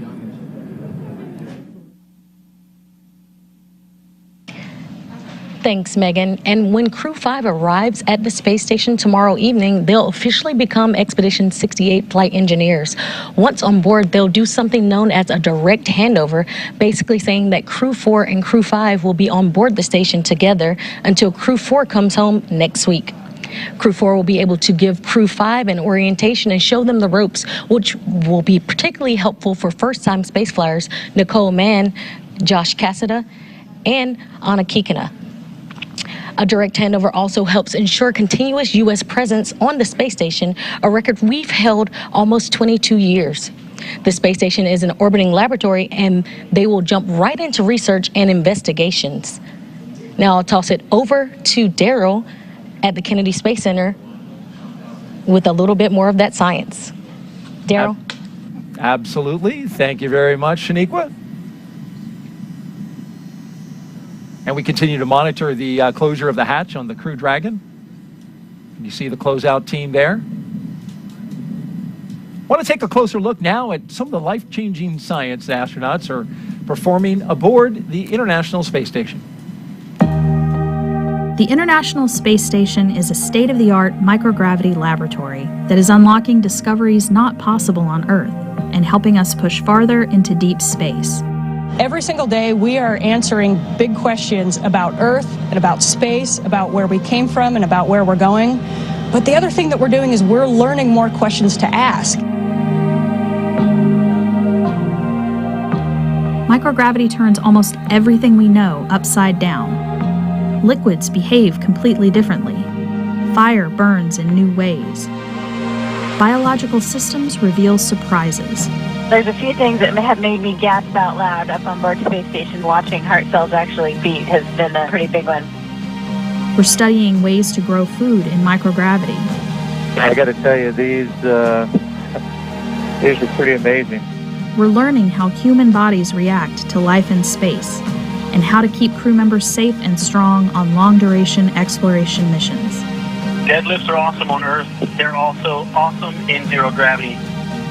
We're testing technologies that will be critical to our return to the moon and great leap to Mars. Our research has contributed to medical and social benefits on our home planet, allowing us to find new ways to combat disease back on Earth and develop technologies to deliver clean water to remote communities in need. The spectacular vantage point of more than 200 miles above our planet supports our monitoring of Earth's climate, natural disasters, and plant life. The orbital perspective that we have here on the ISS is just absolutely amazing. Earth is gorgeous. The growing new space economy, so vital to our continued progress in space, is flourishing in low Earth orbit. We're inspiring future generations, from a platform that is one of the largest international collaborations of our time. We're doing science at 17,500 miles per hour. Come along for the ride. So much about what these missions are about is the science. And even though, Bob, you were telling me, test flight, that of course it was historic at the time, that was reestablishing America's presence to launch from American soil, get to the space station, you didn't have a lot of science on your flight. But when you got up there was a lot of science to do, right? Even a backlog. Absolutely, Daryl. You know, for my launch guest, even though it was a test flight that we were headed to the space station to check out a new vehicle, my T-shirt said, "Because science." And that was the reason that we were going. And I was proud to be a part of when I arrived at space station, of the science that we were able to accomplish. As you mentioned, there was a bit of a backlog. We had a single U.S. crew member, and Doug and I were put into service right away, trying to support getting the science program back up and running and back at full speed. Working hard on that science, just like our next guest who is joining us now. We have Mike Roberts here with us. He is the chief scientist for the ISS National Laboratory. Mike, thank you so much for being here with us today. It's a beautiful day to launch and a good day to talk about some of the science that's on board. You got currently, as I understand, 235 investigations on board. 76 of them are new, and you got a little bit of them flying right on this rocket here behind us. Yeah, it certainly is a beautiful day here today, and we look forward to getting the science off the ground. As Bob indicated, it's a very busy time up in orbit for the crew because they are very busy not only maintaining the science portfolio of NASA so that we can continue to live and operate in space. They're also conducting science in space that benefits us here directly on Earth, and that's an important part of why the ISS National Laboratory exists. What is some of the science that Crew-5 is working on? So as the crew goes up today and docks the station, they're going to be engaged in a lot of research that addresses medical needs here on Earth. We have partnerships with the National Institutes of Health through the National Center for Advancing Translational Sciences, which is doing some very important research that leverages the access to persistent microgravity dead environment. As Bob, I'm sure, experienced in the microgravity environment, your body's physiology adapts to that environment in different ways, and in some cases, those effects of microgravity on the body mimic the onset and progression of disease and aging here on Earth. So the National Institutes of Health is taking advantage of that by sending small cells in tiny bioreactors up to space to understand how those individual systems respond to that environment so that we can design more effective therapeutics for use here on Earth. We also have experiments launching on Crew-5, going up with the crew today, that are going to explore the effects of microgravity on the gut microbiome. A company is involved with Los Alamos National Laboratory, so it's another collaboration between ISS National Lab, Los Alamos National Lab, and its partners to better understand how microgravity impacts the gut microbiome and the human body. Microgravity, certainly an impact on astronauts the entire time they're out there. And we've been studying this for so long, and it's great to see a study that's looking at those internal functions of the gut. It'll be fascinating to see what comes of that. As we truck along here, I understand that we now have science on board the actual Crew-5 vehicle. That's not something that's always been capable of happening, right? We do. For ISS National Lab and all of the sponsors of the International Space Station, the availability of extra crew members going up on commercial crew has been a significant advantage. We've doubled the amount of time that's available for crew to conduct science. But also, we have the ability to utilize the crew vehicles to get some science up there that can fit within the confines that's not occupied by the crew. So while most of our science and supplies still go up on the commercial resupply vehicles, we're also able to utilize the vehicles themselves that are taking the crew up to get some expedited science up and get it back. And we're looking at some video now of Lambda Vision. If you can tell me a little bit about that. Another very important development in space is the utilization of space and access for commercial companies. So Lambda Vision is a small startup biotechnology company that is pioneering the use of bacteriorhodopsin, a protein from bacteria, that can be used to manufacture artificial retinas. So Lambda Vision is utilizing the absence of microgravity to improve their ability to manufacture these artificial retinas in space. These artificial retinas, when they're approved for use by the FDA will enable LAM division to offer the availability to recover from retinitis pigmentosa and macular degeneration here on Earth. Currently, there are no effective therapies for that recover full sight or full vision. How about that? This technology offers that advantage. Offering a lot of hope for people who suffer from those diseases, and so it'll be exciting to see what kind of results come from that experiment. It is, and LAM Division's had the opportunity through ISS National Lab and NASA to operate 4 different experiments in space. So this new era of easy access to space for supportive science that benefits here on Earth is really turning into some new great dividends for people on Earth. Mike Roberts, Chief Scientist for the ISS National Laboratory, thanks for being here and sharing your knowledge about the science on board the ISS. Thanks, Daryl. All right, as we continue to watch the operation and our team check through the milestones here, we will toss it back out to Houston. Actually, we're going to throw it to California and Hawthorne, where Sandra and Jesse are standing by. Thanks, Daryl. Earlier, we did talk about the progress that both NASA and SpaceX have made in human spaceflight since we first started flying Dragon regularly over 10 years ago. So to support our increasing number of human spaceflight missions, your spacesuit team has been busy at work, Jesse. Yes, we have. You might be surprised to know that the completion of the Crew-5 suits marks SpaceX's 50th completed IVA, or intravehicular activity suit, including development, training, and qualification suits. 30 of those suits were created for flight. This number is inclusive of the suits that the Crew-5 astronauts are wearing today. 17 of the 50 were built and used for development and training. 1 was used to get our suit qualified for space, and we produced suits to support the passengers for a couple demonstration missions as well. You may recall Starman and Ripley. Starman flew on our first Falcon Heavy flight in 2018 and is still flying around out in space. And Ripley was the anthropomorphic test device that flew on Demo 1 to help us collect lots of data before flying Bob and Doug. And as a reminder, this spacesuit that you've seen the crew wearing throughout operations today is an intravehicular activity suit designed for use inside Dragon. Its primary function is to protect the crew in the event of a cabin depressurization. Now, when the astronauts move onto the International Space Station following docking, the spacesuits will stay on board Dragon. The astronauts will then use NASA's Extravehicular Activity, or EVA, suit when outside of the International Space Station performing spacewalks. The suit teams work tirelessly to make sure all of our astronauts have a positive experience while wearing our spacesuits and ensures the highest level of safety. Now, similar to how we innovate and further develop our launch vehicles with each tester mission, our spacesuits have continued to evolve since NASA astronauts Bob Behnken and Doug Hurley first donned them for Demo 2. Some improvements include the patterning process for better fit. Patterns are the individual pieces of fabric that go together to create the suit. Our process involves taking measurements, generating patterns based on those measurements for each layer of the suit, and then performing fit checks where we put together non-flight, quick versions of the different layers of the suit to make sure that they fit correctly before making the flight suit. Now, we've also continued custom patterns for each crew member and have made significant reliability upgrades in the spacesuits.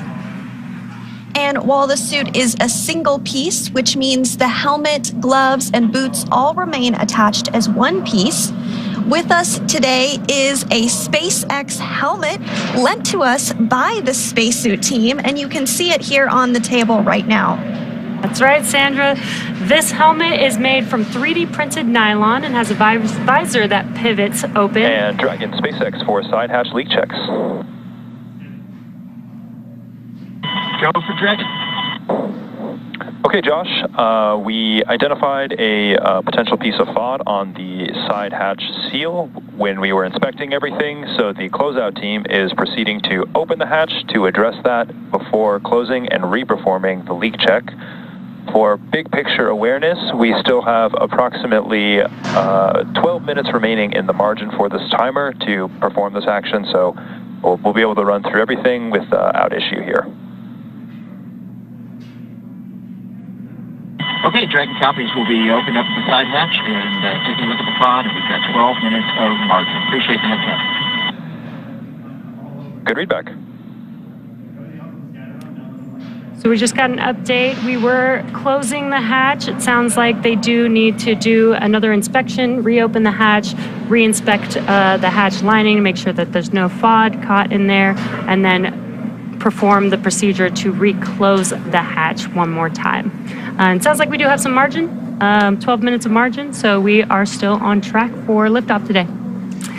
But as we were mentioning, the helmet is made from 3D printed nylon and has a visor that pivots open. It's also equipped with a microphone, which is embedded into the helmet, which allows the crew to communicate with the mission operators while suited and seated in Dragon.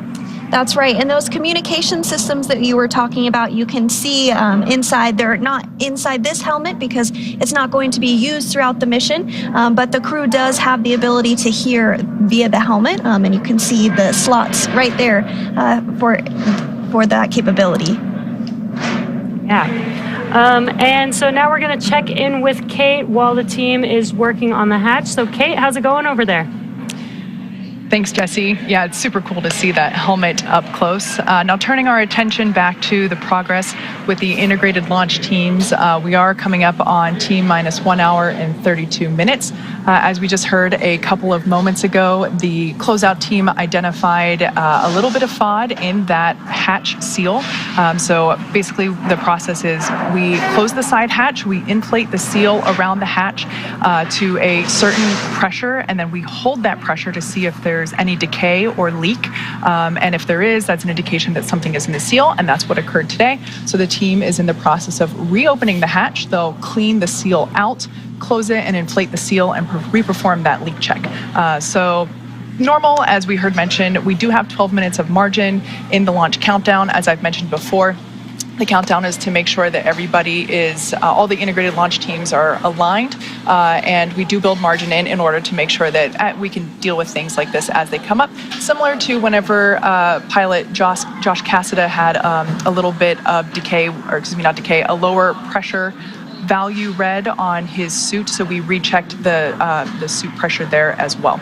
So working through those, no issues. We're still tracking for launch today, and as you can see, the crew seated there comfortably in the capsule. It looks like Anna might be taking a little pre-launch nap. I don't know if I personally would be able to pull that off, so I really admire the calmness that she's demonstrating today.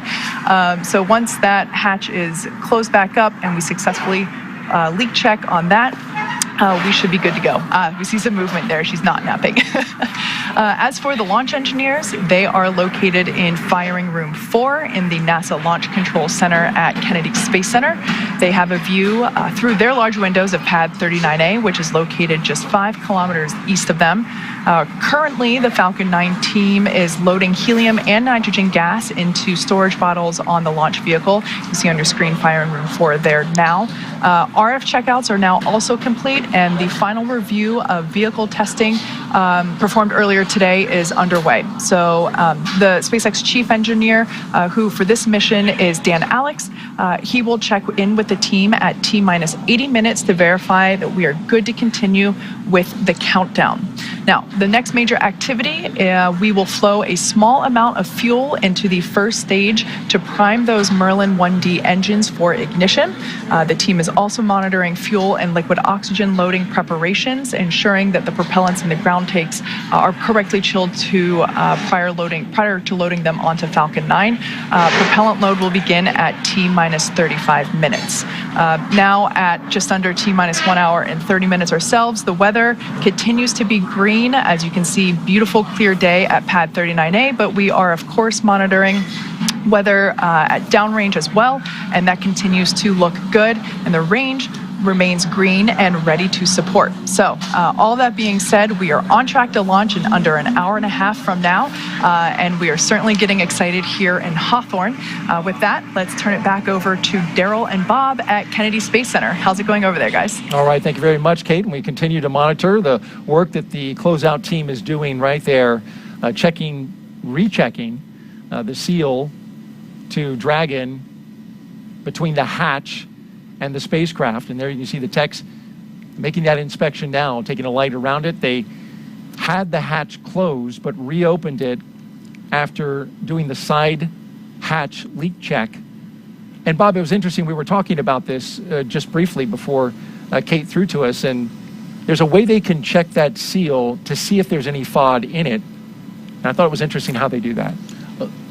Yes, Daryl, Kate gave a great explanation of that process just a couple minutes ago, but what they do is they need to find a way, of course, before you get into space to make sure that the integrity of that seal is good. And so what they do is they're able to inflate a small portion, a small volume, to ensure that they do have a good pressurization on the sides of that seal.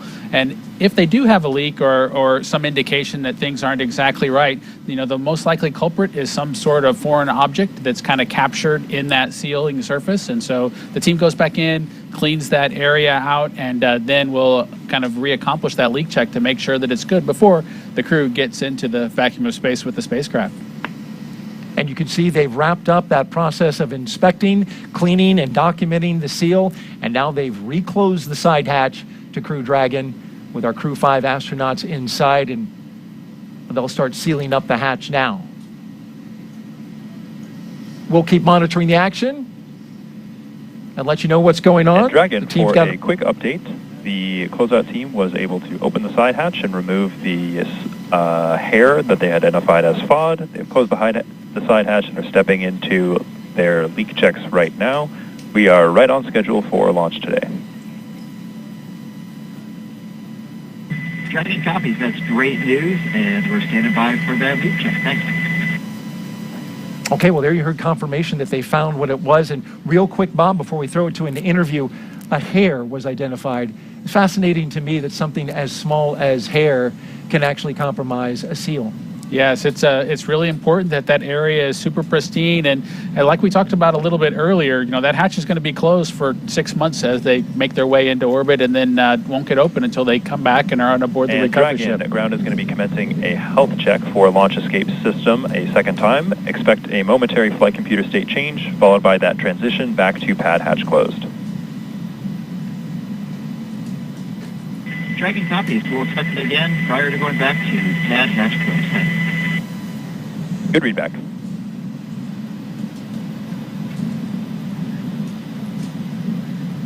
We will keep monitoring the action here outside the Dragon spacecraft. You heard the launch escape system checks are coming up momentarily as they continue to secure the side hatch.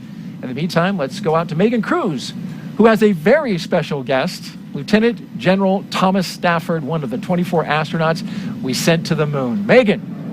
Yes, Daryl, I'm very excited to have the Lieutenant General here with me today. I mean, I'm so honored to be sitting next to you here.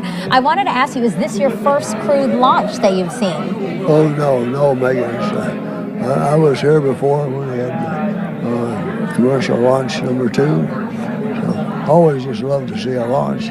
Absolutely. Having done 4 missions, Yeah. I mean, does it make you kind of reminisce on those 4 missions you've had? You're part of the Gemini and Apollo programs, and we actually have some pictures of you from those missions that we'd love to share with everyone. Can you talk us through what this picture is? Here we are right after we've landed on Gemini 9. That was in June 6, 1966. There's Gene Cernan, my pilot. He's the first one to walk in space completely around the world. We did 3 different rendezvous on that. And we also touched down closer than any Gemini or Apollo. Wow. So and then we have another picture, actually. This one's from Apollo 10, right? And that's you, the second astronaut farthest from the transport van, right? Right. So that was a great mission. It was the first lunar module to the moon. And I did the first. We were too heavy to land, or we might have had a chance to be the first ones to land on the moon. But we were too heavy to land, but we went down to 9 miles above the lunar surface. Photo mapped, radar mapped, and visually mapped, picked out an ellipse that had 3 potential landing sites. He did that twice and came up and did the first rendezvous around the moon. Yeah. And then on the way back set the all-time world speed record. This picture's a little blurry, but it's honestly my favorite of the 3 pictures. Can you tell us what's happening here? You guys are on your way to the moon here, right? We're on our way to the moon. We're walking slow to the transfer van. But then on the way back, we were doing 24,791 miles an hour, or Mach 36. Miles per second, making 7 miles a second. Wow, wow. So that record still stands. Wow.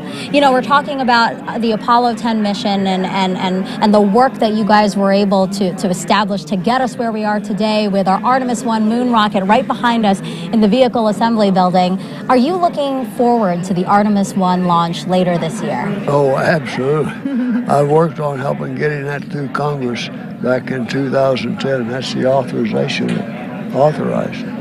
So I've had 12 years of work on that one. Yes. Lieutenant General, thank you so much for being here, and I hope you enjoy the Crew-5 launch today. Oh, it's great to be here. The weather's good, and I'm sure you're going to have a great launch, man. Thank you so much. All right, Darryl, we'll send it back to you. Well, that was fantastic to hear from the Lieutenant General. Loud and clear. Stand by from ComCheck by Launch Control. Dragon, launch control on countdown 1, ComCheck. Launch control, Dragon, loud and clear. Launch control, loud and clear. Stand by for ComCheck by the Chief Engineer. We're getting ComCheck Dragon, right now. CE on countdown 1, ComCheck. Listening in. CE, Dragon, loud and clear. CE, loud and clear also. This completes the Falcon 9 responsible engineer ComChecks. There will be a series of these checks.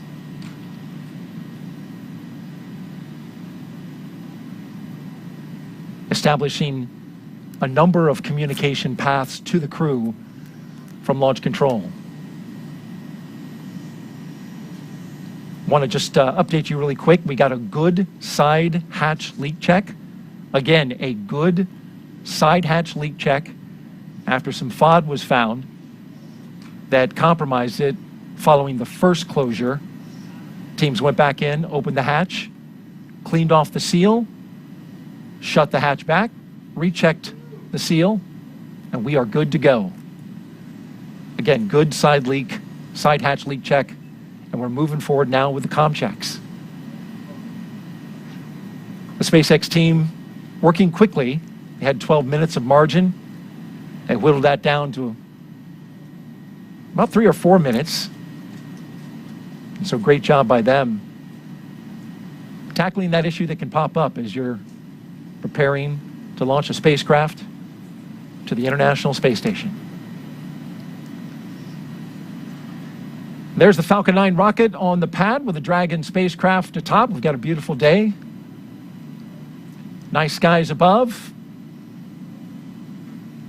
Take a little moment to listen to a special message now from somebody who's familiar to both of us, more him than me. Our previous co-host from the last Crew mission, Crew-4, and the launch broadcast. A very special person to all of us here. Let's take a listen. Hello, husband. It looks like you're doing a great job with the launch commentary. Keep up the great work. It seems like all those tips that I gave you are paying off. A couple of things I forgot to mention, though. You should probably share some of your snacks with Darryl because he does get a little hangry if he doesn't get enough to eat. And also, it's important as the co-host to make sure you laugh and smile at all of his jokes. It makes him feel really good. Actually, there's a couple other people in the family that want to say hello to you as well. Just give me 1 second. Do a good job, Daddy, or else I will find new ways to motivate you. In all seriousness, though, Nicole and Josh and Koichi and Anna, I want to wish you well on your journey. You guys have worked so hard to get here. You're going to be absolutely outstanding on the International Space Station. I cannot wait to see you up there. We're going to be cheering you on from down here. Have a blast, and we'll see you when you get home. What a beautiful message. She's so good with the camera and giving the message. Thank you so much to Megan MacArthur for saying that. By the way, I've taken care of myself. I've got my food here. But it's so good to see her, and you're a little touched by her message. No, it was absolutely great to see my wife, of course, our dog Shadow, who arrived in our family after we returned from the Demo 2 mission. You know, my son requested Dragon approval. SpaceX, we just had a good side hatch leak check. My son requested approval. Dragon copies. That is great news. to have a dog when the mission was accomplished, and so that was pretty cool to have the dog included. And of course, Darth Vader making a guest appearance, not something that I expected, but that costume has a little bit of history. We surprised Megan during the mission on board her time on space station with that costume, and surprisingly, she found one on board space station to surprise us right back. Oh, about that. And he's using the dark side of the force at the moment. He's going to motivate an answer out of you. He may have heard that line from both his mother and myself as we try to work through elementary school. Well, a nice moment there. Thank you, Megan, for doing that. And I'll make sure Bob laughs at my jokes, or maybe I need to just tell better jokes. That's what it is.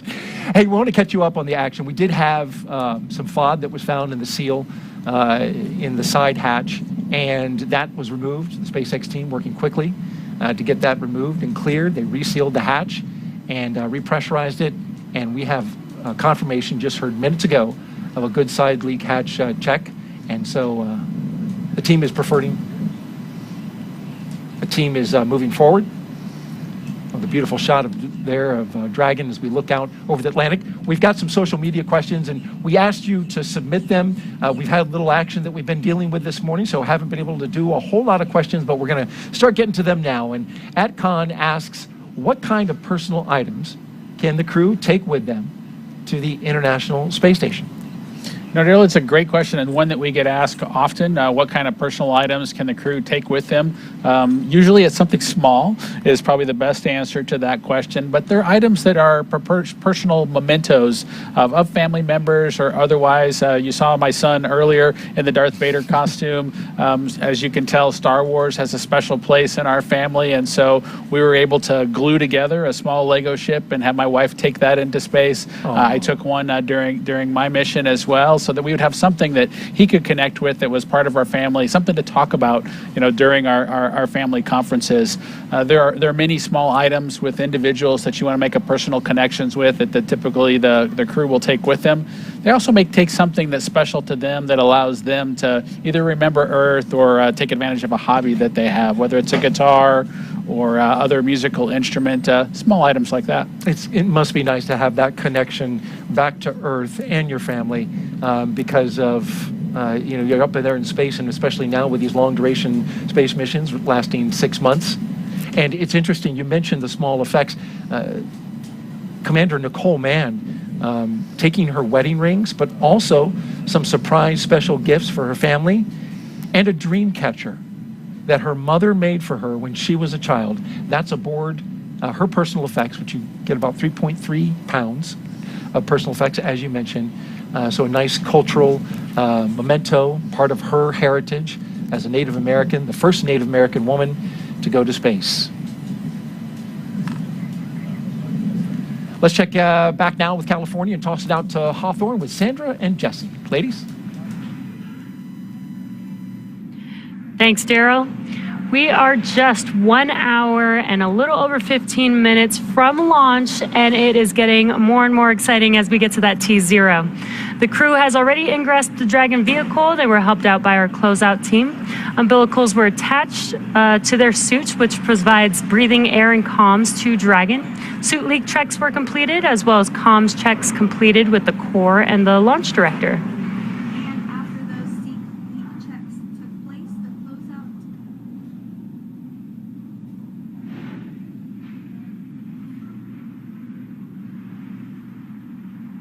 And after those suit leak checks, the closeout team was able to close and seal the hatch. We just got confirmation that we did have a good leak check. During the first round of closing the hatch, they did find a piece of FOD. It was a piece of hair. We were able to open it back up, remove the FOD, and close the hatch, and then completed that seal check. And now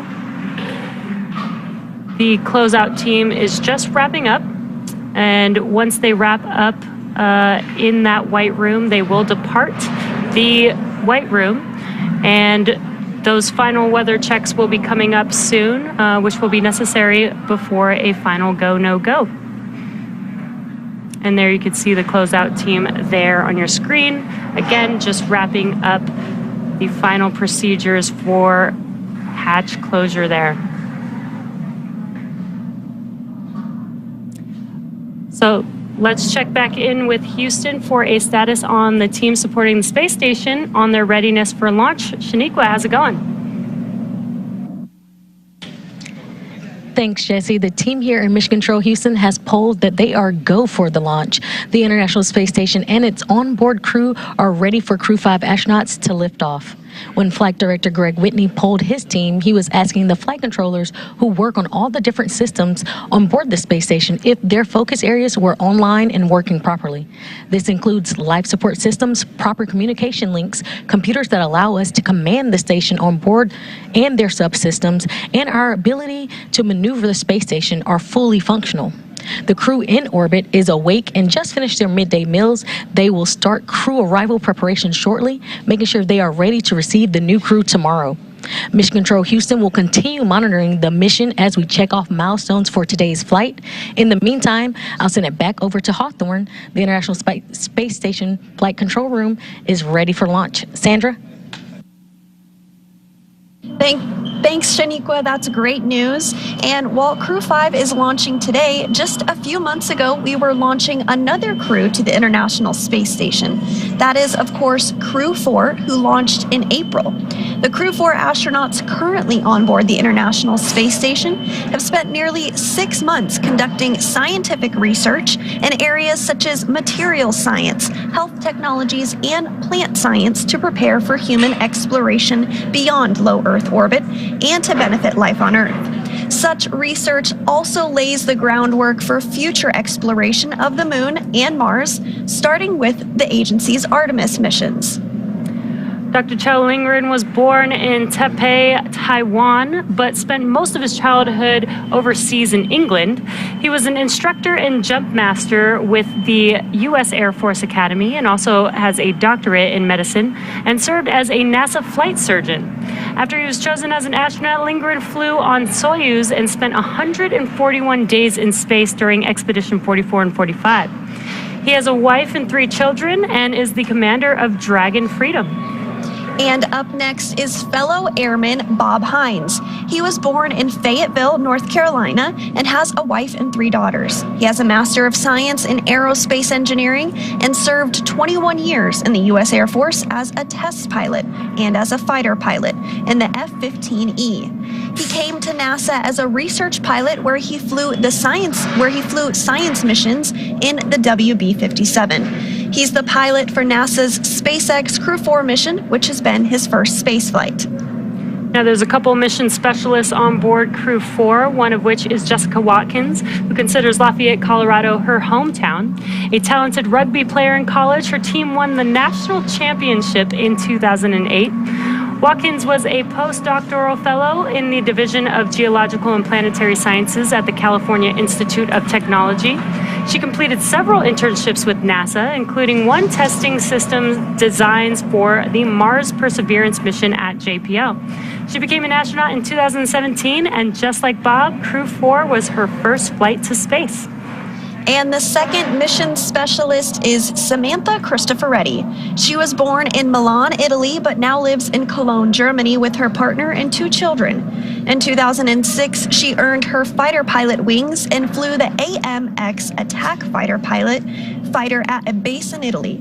In 2013, Cristoforetti launched into space aboard a Soyuz for a long-duration spaceflight to the International Space Station. And several years later, she was awarded the Knight Grand Cross of the Order of Merit from the President of Italy. Crew-4 was her second spaceflight. This 4-person crew is currently preparing for Crew-5's arrival and also their return back to Earth just days from now. And while Crew-4 was on board, they received a visit from another Dragon. SpaceX's 25th resupply mission to the International Space Station launched on July 14th, carrying over 5,800 pounds of science, research, hardware, and other crew supplies to the orbiting laboratory. Dragon stayed on station for a little over a month before being packed with critical research and hardware to be analyzed after a safe splashdown off the coast of Florida on August 20th. Now let's head over to Daryl at Kennedy Space Center. Daryl, how are you guys doing over there? Well, thank you, Jesse and Sandra. Well, we're having a beautiful day here at the Kennedy Space Center. You can see behind us, we're at the Launch Complex 39, where Media are gathering, getting ready to count down the final hour as we get ready to watch Crew-5 launch into space. It is a big day, and especially here at the Kennedy Space Center, where we have just been cranking out the launches, Bob. 3 launches in 3 days from 3 different pads. We had the Atlas V going off from 40 yesterday. We've got Crew-5, of course, from Launch Complex 39A today, and then tomorrow, SpaceX launching from their other launch pad, Pad 41. It's hopping. Outstanding to see all that action down here at the Kennedy Space Center. And again, it's a beautiful day. I'm looking forward to seeing the Crew-5 folks get into orbit. Indeed, and liftoff time is still holding for noon Eastern time, 56 seconds after noon, if you want to be right on the second. We're also tracking no issues at the moment with Falcon 9 or Dragon. We did have an additional suit leak check that we performed, as well as a spacecraft leak check. Those are good to go. Dragon now good to go. The range is green. And of course, the weather is doing fabulous here at the Kennedy Space Center. Downrange, they're watching some winds in the abort corridor, but they're looking good right now. And so the crew of Crew-5, talking about Commander Nicole Mann, pilot Josh Cassada, and mission specialists Koichi Wakata and Anna Kikina. Well, they donned their spacesuits in the historic crew quarters suit-up room this morning. They woke up around 4:30 a.m., donned those suits around 7 a.m. They walked out of the crew quarters building as every NASA astronaut has done since Apollo 7. And then they were transported to the pad, where they climbed inside the SpaceX Dragon Endurance for its second flight. Now we are seeing them live while they await liftoff. Bob, you lived this with your fellow astronaut, Doug Hurley. What is the crew doing right now at this moment? You know, Daryl, it's a good question at this point. I think you can see on the camera that what the crew's really focused on right now is relaxing. You know, they've had a hectic morning, if you will, one that's very well scripted, one that's very well controlled, but one that causes them to need to be on schedule through all the individual milestones leading up to launch. That part's behind them now, and they're taking a chance to relax and catch their breath before the tanking operations begin here in just a few minutes. Indeed, tanking coming up, as well as the launch escape system checkout and the arming that will follow. The rocket is on the pad, ready to go. And over the next hour, we will conduct a series of polls to get ready for launch. The crew will also, as I mentioned, they'll be arming that launch escape system, and then the fueling of Falcon 9 will begin. Let's talk a little bit about the details of today's flight. Launch, of course, as we mentioned, set for just a few seconds after noon, a little more than an hour from now.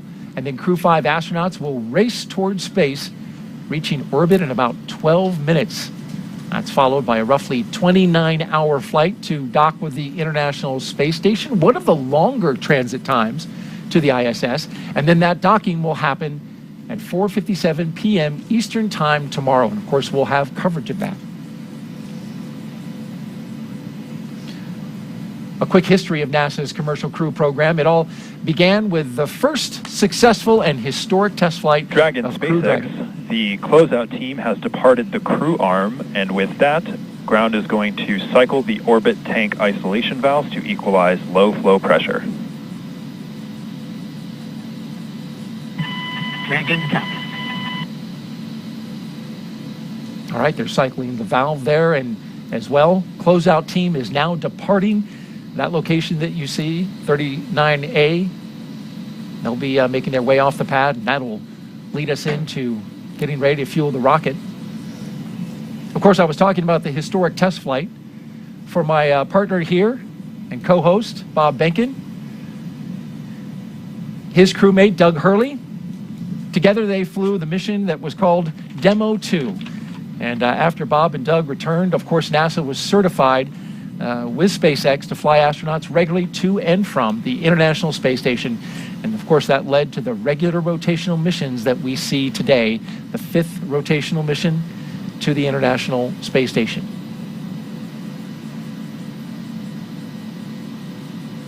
Let's check in now with Kate Tice in California.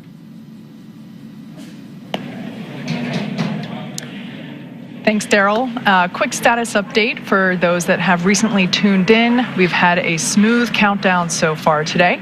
You can see there on your screen, our 4 Crew-5 astronauts have ingressed. They are in their seats. Their 5-point safety harness is buckled in, and they are looking relaxed and ready to go. They ingressed about an hour and 45 minutes ago, and the teams have completed the required comm checks, the suit leak checks, the side hatch closure, and its associated leak check. We did have to redo that leak check as a piece of FOD was found in the seal. So we opened the hatch back up, cleared out the seal, cleaned it, and then closed the hatch again and reperformed that leak check, and we got good leak check there. And we heard just moments ago that the closeout team is beginning to depart the pad. And at that point in time, it'll just be the Crew-5 astronauts left on the pad once the closeout team departs the BDA. At this point in time, I'm happy to report that the SpaceX team is working no issues, and the pace is certainly beginning to pick up. As for Falcon 9, our 2-stage reusable rocket, final propulsion checkouts of the first and second stages and the engine began a few minutes ago in preparation for propellant loading. This involves testing and cycling valves and engine pneumatics pressurization. At T minus 45 minutes, the team will report their readiness for prop load with a final electronic go, no-go poll. Again, that prop load will begin at T minus 35 minutes. As for Dragon, before we can start loading propellant on Falcon 9, we still have a few Dragon-related tasks to perform. First, we need to retract the crew access arm away from the Dragon capsule. We can see it there, currently connecting the crew tower to the capsule. We will need to retract that access arm away to its launch position. That will happen between T minus 44 and 42 minutes. So shortly coming up, that will be the last physical change to the crew tower. With the access arm out of the way, the launch escape system will then be armed. Once those two events are complete, Dragon will be ready for Falcon propellant loading. We did hear earlier in one of the pre-launch briefs that once the launch escape system is armed, we will not have the ability to recycle. So we are basically locked in for launch today as soon as we have that launch system armed.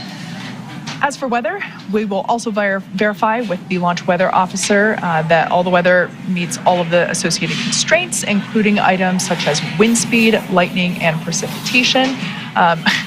Looks like with those beautiful blue sky behind Falcon and barely any clouds, we don't think rain is going to be an issue, nor lightning. Now, we do expect acceptable weather conditions for launch, both at surface level and upper altitudes. As I mentioned earlier, we have been watching those downrange winds, and they continue to trend favorably. So everything green there. As for the range, currently clear for launch from historic launch pad 39A, the worldwide network of ground stations, and the tracking and data relay satellites, or TDRS as you hear us refer to it as. Those are ready to support Dragon as it heads into orbit. Today we have an instantaneous launch window at 12 p.m. Eastern, noon on the dot. Once we begin loading propellant, there is no opportunity to change that T0. The timing for Dragon to rendezvous with the International Space Station is incredibly precise, down to the very second. So we only get one chance at it today. But at good news, at T minus 1 hour on the dot and counting, we are go for launch. And we are now less than 1 hour until liftoff. This day is Dragon, the continue. you are go for section 6. When ready, report go for launch. Dragon copies. We're stepping into 76 at 4.100, preparation for LES Harmony. Good readback. So again, we are now less than 1 hour until liftoff, and this day is the continuation of regular crew flights to the space station from U.S. soil. SpaceX's Crew-5 mission will be the company's 6th crewed spaceflight for NASA, following the crewed test flight Demo 2 and 4 previous operational crewed missions to the International Space Station. It will also be SpaceX's 8th crewed spaceflight overall, including the private orbital mission Inspiration 4. Today, our crew is flying on board Dragon Endurance. It will be the second flight for this capsule, and it will be taking a ride on a brand new Falcon 9. Now, it's been a great countdown so far. Weather, as Kate has been updating us with, is still good for T0, so the excitement just continues to pick up here as we get closer to that T0. SpaceX Dragon in Section 6, Crew-5 is go for launch. Copy that, Nicole. Crew-5 is go for launch. And you just heard it yourself. Crew-5 is go for launch. Another exciting milestone. We did start our coverage earlier today with the crew heading to the launch pad. And prior to that, the SpaceX team did help the crew put on their spacesuits and conduct initial checkouts before crew walkout.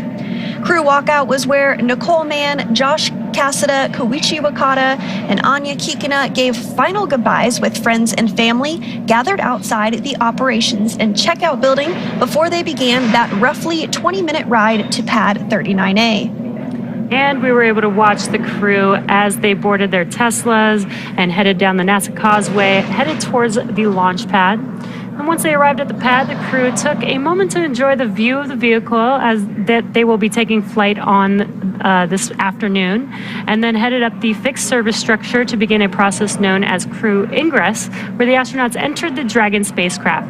The SpaceX team then performed a series of checks to ensure the suits, seats, and vehicle interactions were all functioning properly.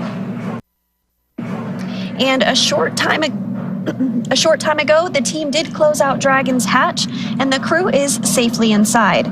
So with less than an hour to go until liftoff, things will continue to pick up as we get close to the go, no-go pole to arm the launch escape system and begin propellant loading. The crew pull for readiness was completed at the T-minus 60-minute mark, and the Dragon pull for prop load is coming up here at T-minus 55 minutes. After that, at T-minus 45 minutes, will be an internal mission control Hawthorne pull, and then the launch director's pull for propellant loading. When we get to about T-minus 40 minutes, the crew access arm will retract, and the crew will get the call to close their visors and to arm the launch escape system. Now, this is the automated safety system in place that can fire the 8 Super Draco thrusters on Dragon to quickly separate the crew from the rocket, either on the pad or during the flight on the ride uphill. And then once we reach about T-minus 35 minutes, propellant loading for the Falcon 9 will begin.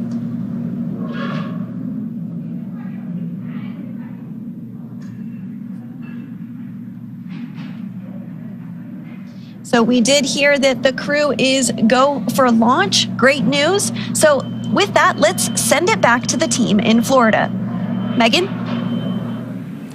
Great news, guys. So yeah, now I'm joined with Brian Oñate, but I'm going to have him say his title because I think I'm going to mess it up. So you say what you are. Sure. Good morning. Yeah, I'm the Chief of the Utilization and Life Sciences Office here at Kennedy Space Center. Yeah, it was a little long. I was like, I'm going to have him say it. Yep, long title. So I wanted to talk to you about how NASA has been studying plant growth and microgravity for many years now. So tell us about the 2 experiments that Crew-5 is going to be working on while they're on station. Sure. We have 2 experiments going up. One is more of a plant research experiment. We call it Plant Habitat 03.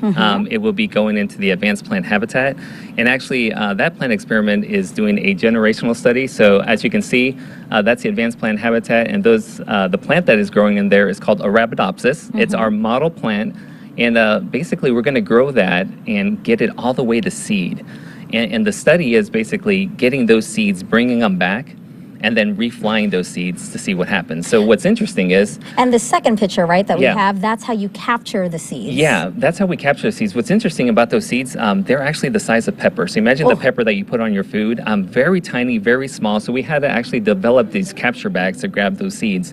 So what we're noticing is in a previous experiment, the DNA of the plant actually changed, and it almost seemed like it was trying to protect itself from the environment of space, the harsh environment that's up there. So what we want to study is, can we actually grab those seeds, and will those seeds remember that environment? So when we fly the second generation, will they kind of have a leg up? Will they go already kind of pre-programmed to protect themselves, so that way the plants will thrive in space? That's interesting. Yeah. Why is that something that you wanted to see? What can we learn from that or use? Yeah, so what we can do is, for exploration with NASA, obviously we want to get to the orbiting station around the moon moon one day, or the surface, or the transit vehicle, or Mars, how can we better prepare the plants that we send, or the crops that we send up there, so that they actually are ready to go, they'll thrive, and we understand what's happening, so that the crew can actually consume something great. So, Always forward thinking here at always NASA. forward We're thinking. great. Yeah, always forward thinking. Well, let's talk about the second experiment. That one's called Veg-05, and we have some props here to kind of walk people through that, Yeah, right? we do. Yeah. So Veg-05, it's actually, we're growing dwarf tomato plants, Okay.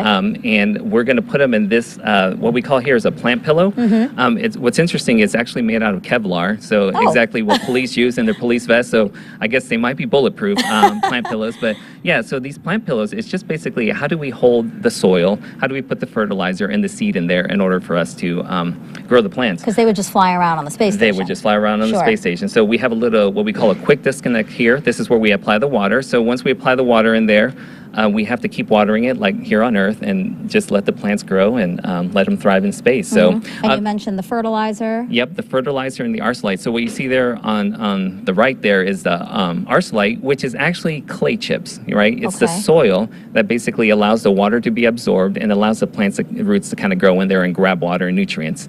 The second there that you see there is the fertilizer, and it's a slow release fertilizer. So when we add water into it, it kind of dissolves little by little, and it provides the food that the plants need so that they can grow. Okay, so why is this important for us on space, but also here on Earth, to learn about this particular experiment? Sure. Both of these experiments are important. One is obviously for exploration, we want to make sure that the seeds that we send, the plants that we grow, will thrive, right? So how can we make them excel in space, right? And the second piece with Veg-05, which we find interesting, is how can we actually give food for the crew to eat on orbit, right? So healthy, nutritious food. This is actually going to be our second flowering plant that we grow in space, which is awesome. So they'll grow up there, they'll have to pollinate, and the crew members might have to be our space bees. We don't have bees up there to help us pollinate, so they might have to, help with pollination. They'll grow, and then hopefully they'll get some nutritious fresh food up there.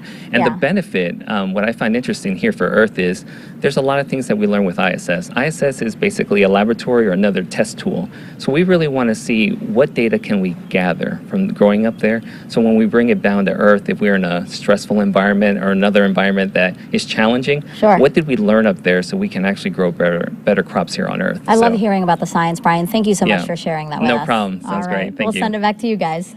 Thank you, Megan and Brian. And throughout the show, we've been taking your hashtag Ask NASA questions from social media. We have time for a few more that have been coming in, and we appreciate those questions coming in. If you want to submit one, it's hashtag Ask NASA on our streaming channels, NASA Facebook, Twitter, YouTube, and Twitch. The question is from Aditi on YouTube. He asked Bob Binkin, how was the launch experience different on Space Shuttle and Crew Dragon? Was one better than the other? No, it's a great question, Daryl. We often get asked which vehicle is better, which one we love the most, and from my perspective, I love them both. I had a great opportunity to fly and build space station with the Space Shuttle, but then rotate as a crew member with the Dragon on a modern spacecraft. That was a really neat aspect to see something that was kind of built in the 21st century versus something that was built, in almost the middle of the 20th century. If you look back at the technology that was on board the shuttle, just super excited to have an opportunity to fly on such a cool modern new ship. And now, next question at Mike Mangano, I hope I'm pronouncing that correctly, asked, and this is a fitting question for you, Bob. Did the NASA astronauts who fly the Dragon capsule help in the design of the capsule? Why, yes, they did, and that was you. It was an interesting experience, I think, for both Doug and I to have the opportunity to not only fly on a new spacecraft, but be a part of shaping it for crews to come forward. And I think as we went through that process, the SpaceX team really learned how to work with us and how to take our inputs and incorporate them into design whenever they could, and explain to us when they couldn't, because everything that we wanted they couldn't necessarily do. But we were able to compromise and come up with good solutions so that years later, maybe in Crew-5's case, they wouldn't be cursing Bob and Doug's name as to what they had agreed to or said was acceptable when the time came. We wanted to have opportunities for them to have choices. We included the opportunity to write on paper, but also to have a tablet, so that crews, as they went forward with their missions, would be able to find the place that, helped them be as successful as they could be. And so I'm hopeful that there just aren't too many curses associated with Bob and Doug, and it's mostly, hey, those guys, they were thinking when they did this. So. And we've had good results so far with 4 launches and the 5th today. Our next question comes from @morearts.com. If the astronaut schedule shifts during docking activities, does their schedule shift later in the day or the next morning? You know, we do know that the ISS crew is sleep shifting in order to accommodate this crew. It's true, Daryl, that the crew actually has to sleep shift to accommodate the schedules of the vehicle traffic that arrives on board the space station. There are even times when the vehicle arrives a few minutes early or a few minutes late, and the crew needs to be ready for that as well. And so the crew does shift their day around to support all the operational activities, not only vehicle traffic and arrivals, but a spacewalk may impact things, or other activities that are happening on the ground, for example, might drive a schedule to be specific as well. But the crew's given time to recover after each of those sleep shifts. Very good. And for those watching, if you want to ask a question of Bob Behnken, just follow us on Twitter at NASA Social, or check us out on the web at nasa.gov/social. Thanks for answering those questions, Bob. Great job. Let's send it now back out to Kate at SpaceX for an update on the countdown. Kate? Always love hearing those responses from any astronaut, but especially Bob, because he flew on our DM2 mission a couple of years ago. So at this point in time, we're now under an hour. We're at T-minus 48 minutes, and the SpaceX launch team is finishing the final review of data from checkouts of Falcon 9 over the last hour. The launch director has verified with the launch weather officer that weather meets propellant loading constraints. So next up will be to poll the team for readiness, both for propellant load and for launch. This will be the last poll before liftoff. The 7 SpaceX responsible engineers, often called REs, indicate that they are go by electronically voting on the online countdown procedure. The launch director, or LD, as you hear it called on the nets, also checks with the Dragon mission director, or MD, and the NASA launch manager to make sure that they are also ready. Earlier, you saw the vehicle assembly building called the VAB. The Falcon and Dragon launch team, as well as key NASA launch members, are in the Launch Control Center adjacent to the VAB. They have a view straight toward Pad 39A through the large windows of Firing Room 4. Now there on screen, you can see the Dragon capsule on the right-hand side. The crew access arm is still in the service position. I've recently heard that the closeout team has departed the tower, and they're in the process of departing the blast danger area. Now, with the crew on board Dragon waiting for next instructions, which will be to stow the crew arm for launch, and the crew arm sequence will be armed and initiated. We should get a good view of the access arm as it Attention swings. operators on countdown. Pulling is complete. The team has pulled go for crew access arm retract, LES arm, propellant load, and launch. For all operators in MCCX and Firing Room 4, both control rooms will go into lockdown at T-minus 45 minutes and will remain in that state until the launch escape system is disarmed. All operators are to remain at their console, maintain a sterile cockpit until MD confirms successful disarming of the launch escape system, following orbit insertion or propellant offload in the event of a scrub. For non-urgent, no-go conditions, brief the CE or LD, and they will approve aborting the countdown. For urgent issues affecting the safety of the operation, operators shall call hold on the countdown net. Launch control will abort the launch auto sequence and immediately proceed into launch abort. At T-minus 10 seconds, launch control will be hands-off, relying on automated abort criteria for the remainder of the count. Operators advise the launch director whether structural breakup or fires imminent or occurring per Dragon manual escape flight rules. Launch control at this time may proceed with arming the crew arm for movement. Launch control copies, proceeding to arm crew arm for movement.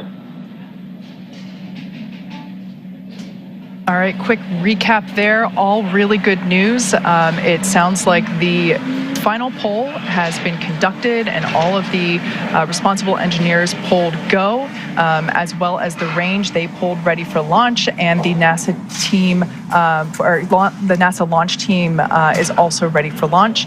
So everything continuing to look good. We just heard there that the crew arm, the crew access arm will be armed for retraction, meaning it will move away from the Dragon capsule. Crew access arm retraction started.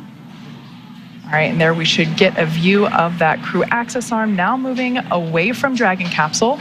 Again, this will swing out into its launch position. This is the final change to the crew access arm, to the crew tower. Of course, the transporter erector will move away from the rocket as it lifts off and just shortly before liftoff. So that, in fact, will be the last major physical change that we see to the pad. But this crew access arm retraction is the final, will be the final state for the access arm for launch. This retraction should take about a minute to complete.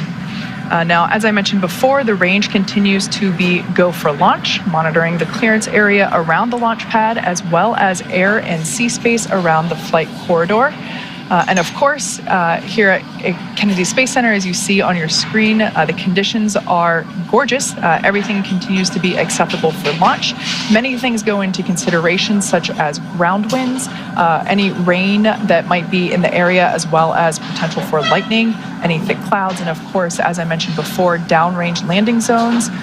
We have mentioned before that we've been tracking those, but everything continues to look green for launch. At this point in time, everything is looking on time for our liftoff at noon Eastern. We can see that crew access arm continue to retract. Pretty cool shot there from inside the arm on the right-hand side of your screen as we see Dragon slowly move out of the frame. So with all that being said, the teams are ready. We will begin the propellant load at T-minus 35 minutes. And we are getting excited here at SpaceX headquarters. The energy is definitely starting to pick up outside of mission control. But with that, let's hand it off to Daryl to check in back over there at Kennedy Space Center. All right, thank you, Kate. And back here on the lawn and the host desk, looking out at what one of my coworkers called a picnic vibe, with the media and NASA social folks all joined here to watch Crew-5 launch in just Crew about access 42 arm minutes. retraction complete. And there you heard confirmation that that crew access arm has fully retracted from the rocket. A gorgeous shot there from our flight operations team here at the Kennedy Space Center, a helicopter encircling the pad right now to give you that view. Great job, fellas. T-minus 42 minutes and counting as we zip around Launch Complex 39A. The background, the launch tower for Dragon, and in the foreground, a Starship launch tower under construction. Up next, we're looking at the launch escape system getting ready to arm, and of course that comes right before we start loading propellant. We're expecting to hear those call outs in just a bit. On a beautiful bluebird day at the Kennedy Space Center.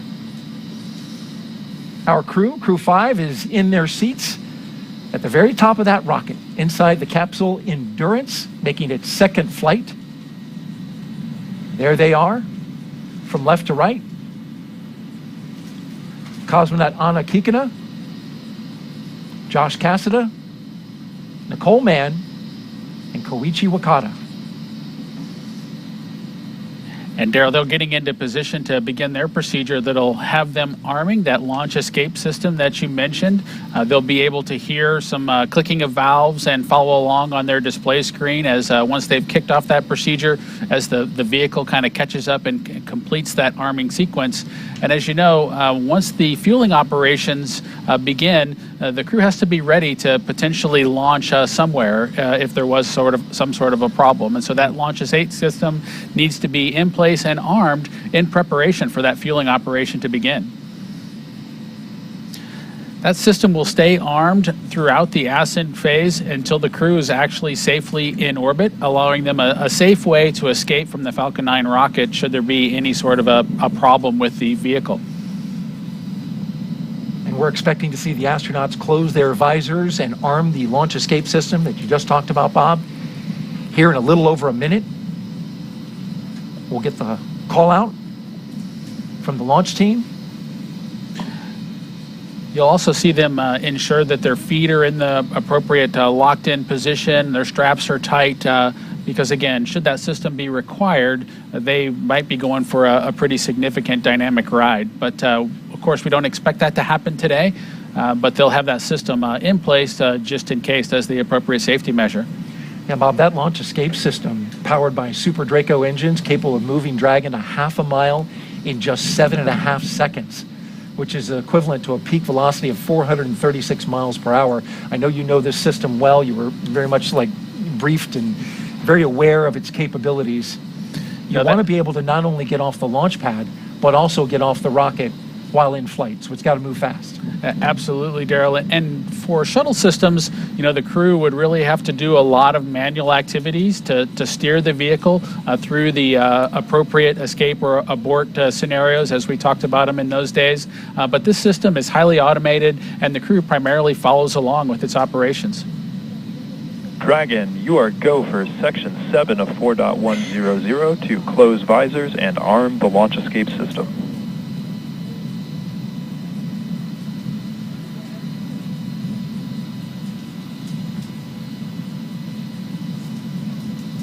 SpaceX Dragon copies stepping into Section 7. All crew visors are closed. We are arming the launch escape system. SpaceX copies all. That's Commander Nicole Mann reporting back and confirming their visors are closed and they are ready to arm the launch escape system. And you can see the crew members pulling their straps and ensuring that they are buckled in, because from a crew perspective, that relaxation period that I talked about earlier is now over. Yeah, it's all business now. Want to make sure that you're in your seat, firm and tight, for the operation of fueling. This is also the part of the operation that starts to be a little bit different than training. You really can't capture the tones. This is MD on countdown 1. Launch escape system is verified armed. All right, we got the verification of the armed escape system. So from a training perspective, the sounds and things that the crew will hear during the loading operation are just different than they're able to capture from a training perspective. And so now's when it starts to, again, be a little bit different from a crew perspective. There's no simulating that system. There is some acoustics that they tried to capture. Falcon 9 tanks will be venting for the start of prop load. Expect loud venting. That they tried to capture with the Demo 1 audio, if you will.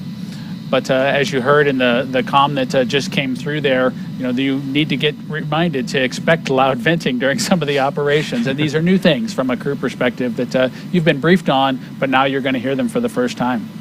3 of the 4 crew members inside that capsule right now have never flown to space before. They are first-time flyers. The lone exception, Koichi Wakata, who was a veteran with JAXA, and he is getting ready to embark on his 5th flight to space. And as we wait for the next mark,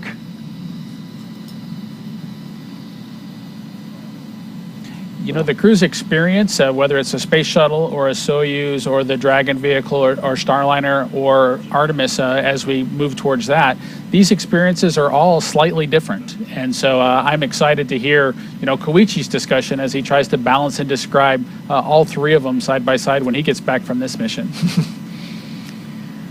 Would love to hear him talk about the comparisons. There's only a few astronauts like him, right, that have been able to fly on all 3 vehicles. Yes, and as we go forward here with the Artemis missions coming forward, I'm excited to have folks compare and contrast their Orion experience, their SLS experience with Falcon 9 or our other rockets. That's going to be fun. Just a few seconds now, and we're awaiting the confirmation to the beginning of loading propellant into the Falcon 9 rocket. With a beautiful shot there as we encircle the launch pad.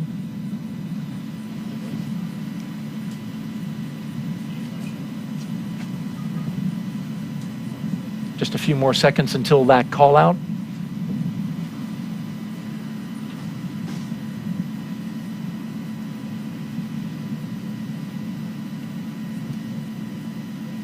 Propellant loading has started.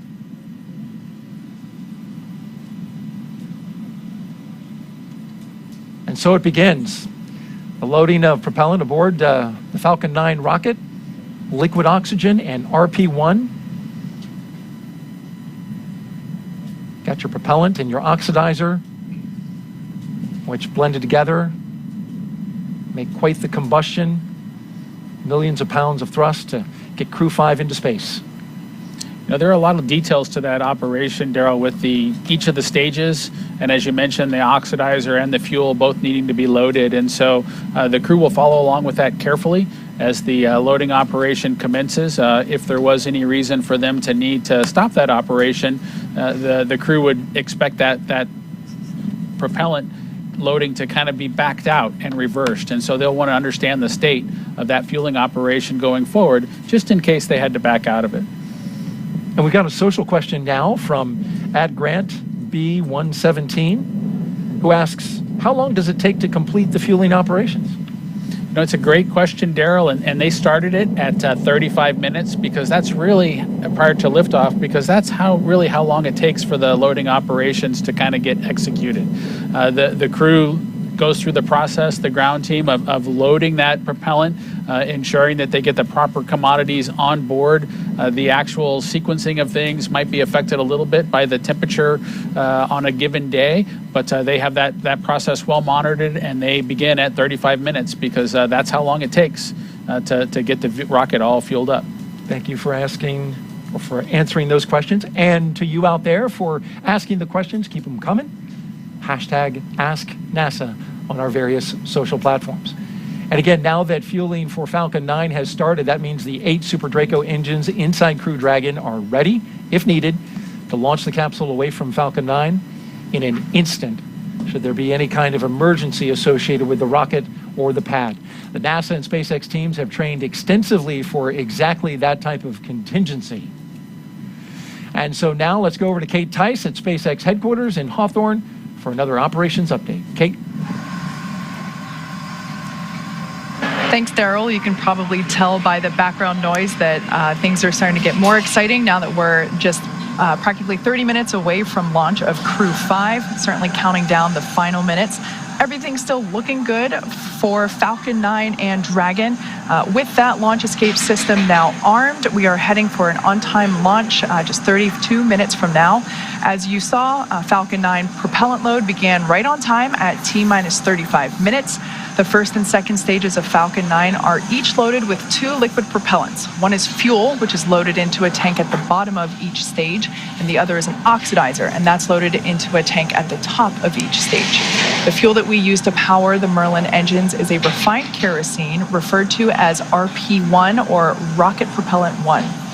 The oxidizer loaded on each stage is a densified liquid oxygen, or LOX. Densified means that it's kept much colder than typical for launch vehicles, and it takes up less volume. And as such, this allows for more oxidizer to be loaded into the first and second stages. Now, to ignite the fuel and oxidizer in the Merlin rocket engine, we use an ignition fluid called TTEB. When TTEB comes into contact with oxygen, it burns, giving off a green-colored flame. Once we have that flame going, we add in the kerosene fuel to the Merlin chamber, and the engine ramps up to full power.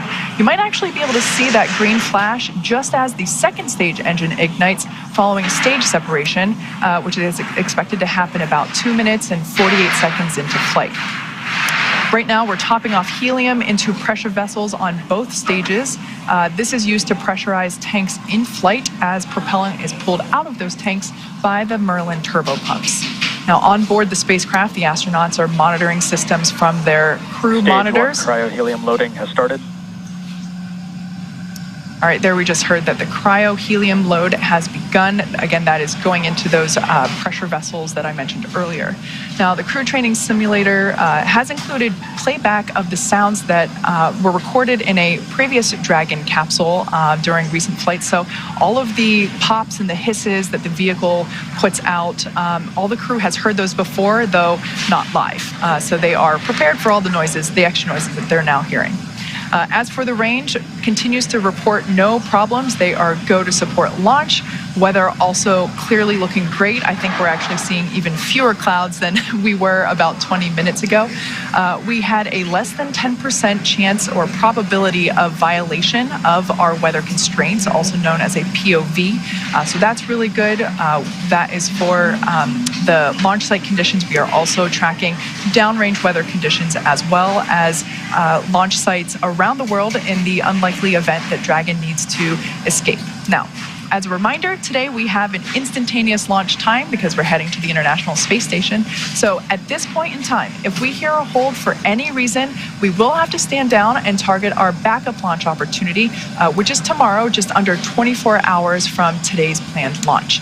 At this point in time, at just under T-minus 30 minutes till launch, let's turn it back over to Jesse and Sandra for an overview of what's to come until liftoff.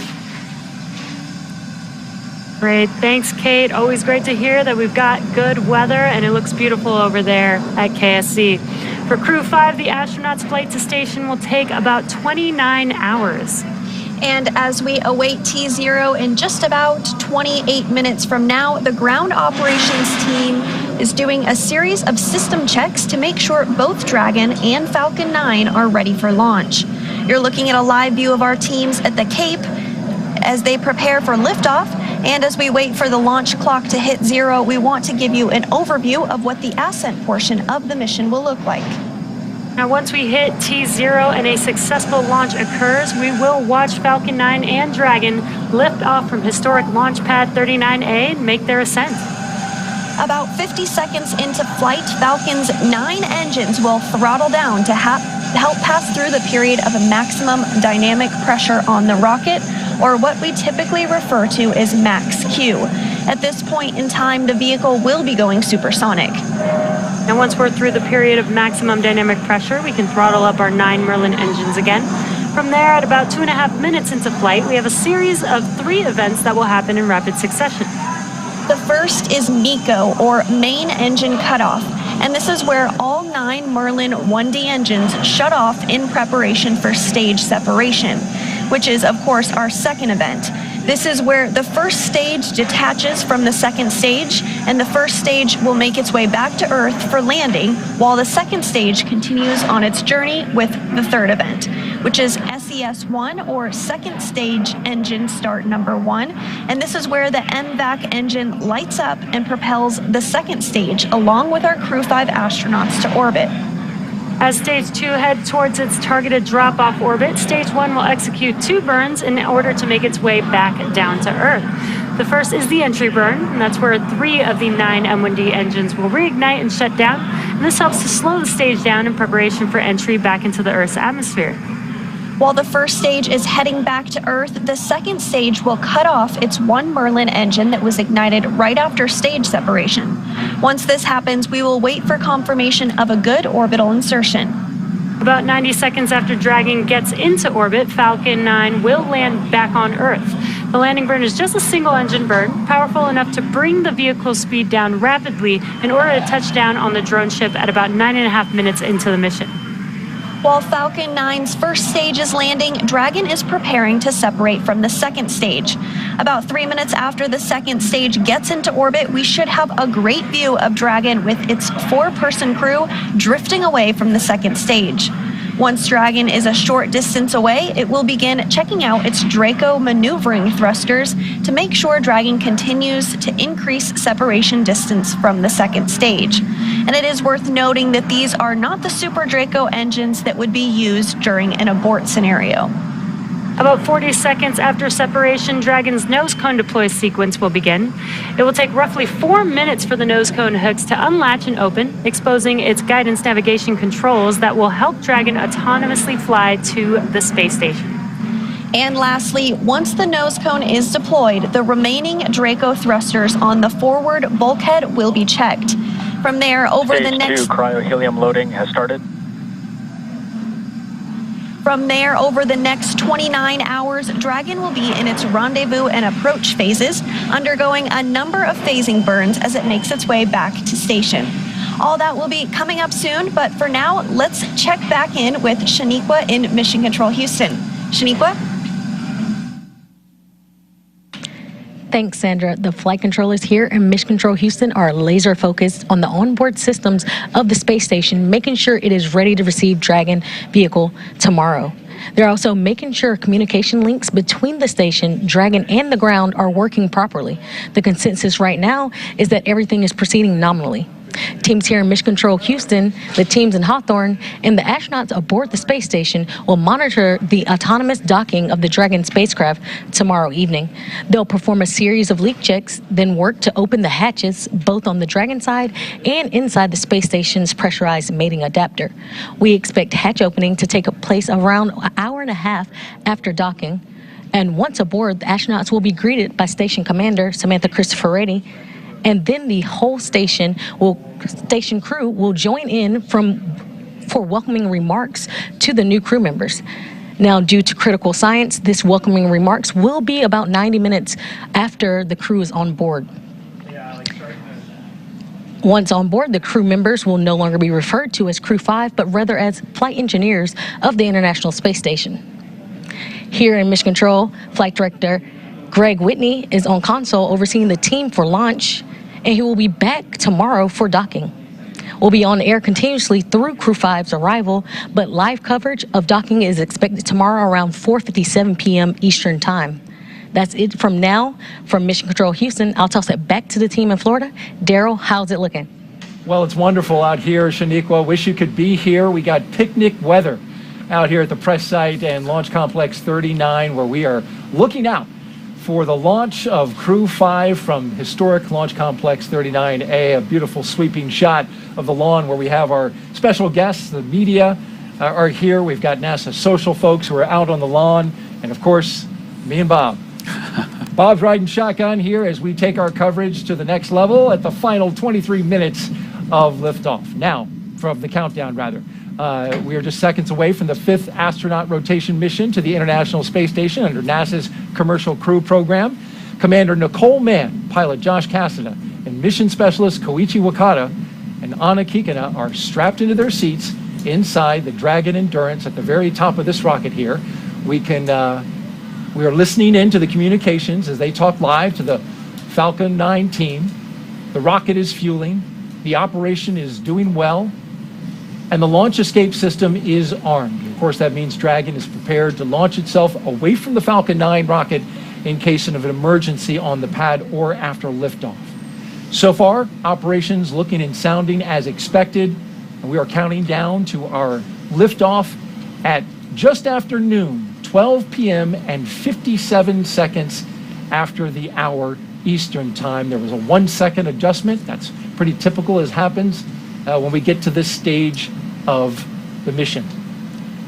The mission is the continuation of rotational crew flights to the International Space Station from U.S. soil on private rockets and spacecraft.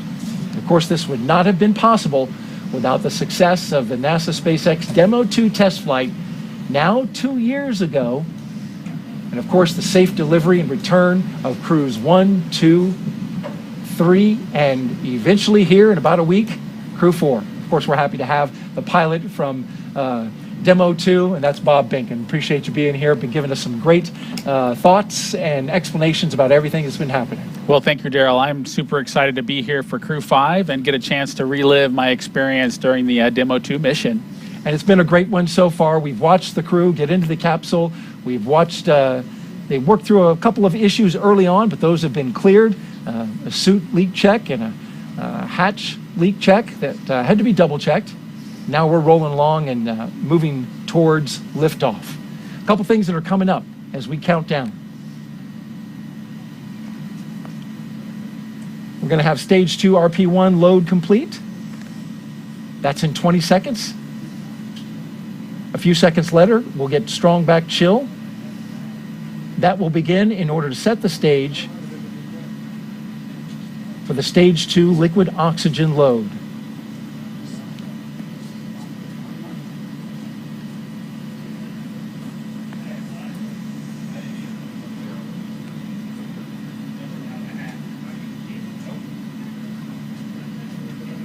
Of course, propellant's load is not an exact science, but once it completes, we'll hear that call out. Stage 2, RP1 load is complete. And there you heard it. Let's talk a little bit about the crew.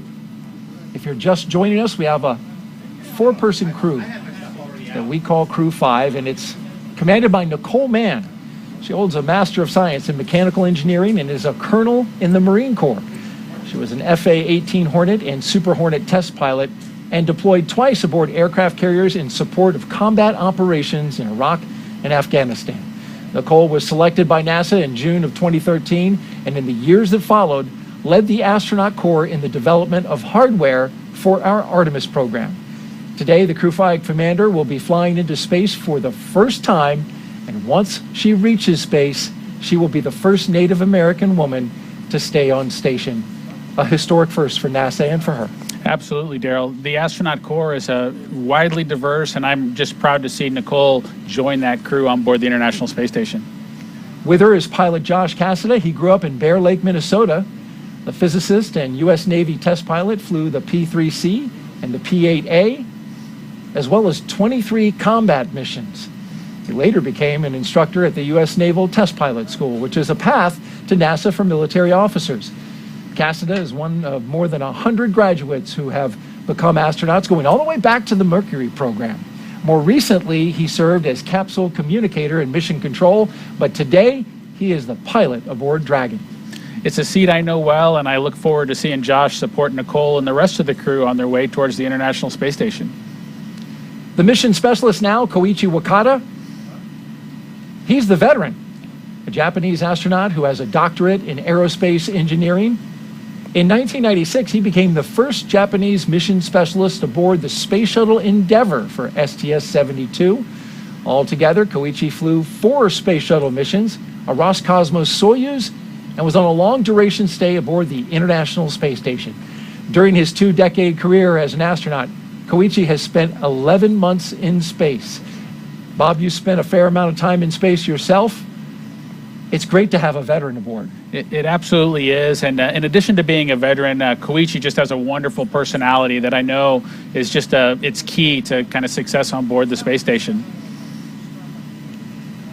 Our second mission specialist is Roscosmos cosmonaut Anna Kikina. She graduated from the Novosibirsk State Academy of Water Transport in 2006. In 2012, Anna officially became a candidate for the position of test cosmonaut. Crew-5 will be Anna's first flight into space, along with 2 of her other fellow astronauts. Now, each of these 4 crew members will be part of Expedition 68 once they arrive at the International Space Station. And there you see them there inside Crew Dragon Endurance, the second flight for this Dragon. I want to let you know, if you're here locally, you want to step outside and enjoy the launch, we've got a small radio. You can pick us up on VHF radio frequency 146.940 on the megahertz scale, and on UHF radio frequency 444.925 megahertz FM mode. You can hear that all within Brevard County, right here on the beautiful Space Coast. And you can see the Stage 2 LOX load has started. Just got the call out that the Stage 2 LOX load has started, putting that liquid propellant into the second stage.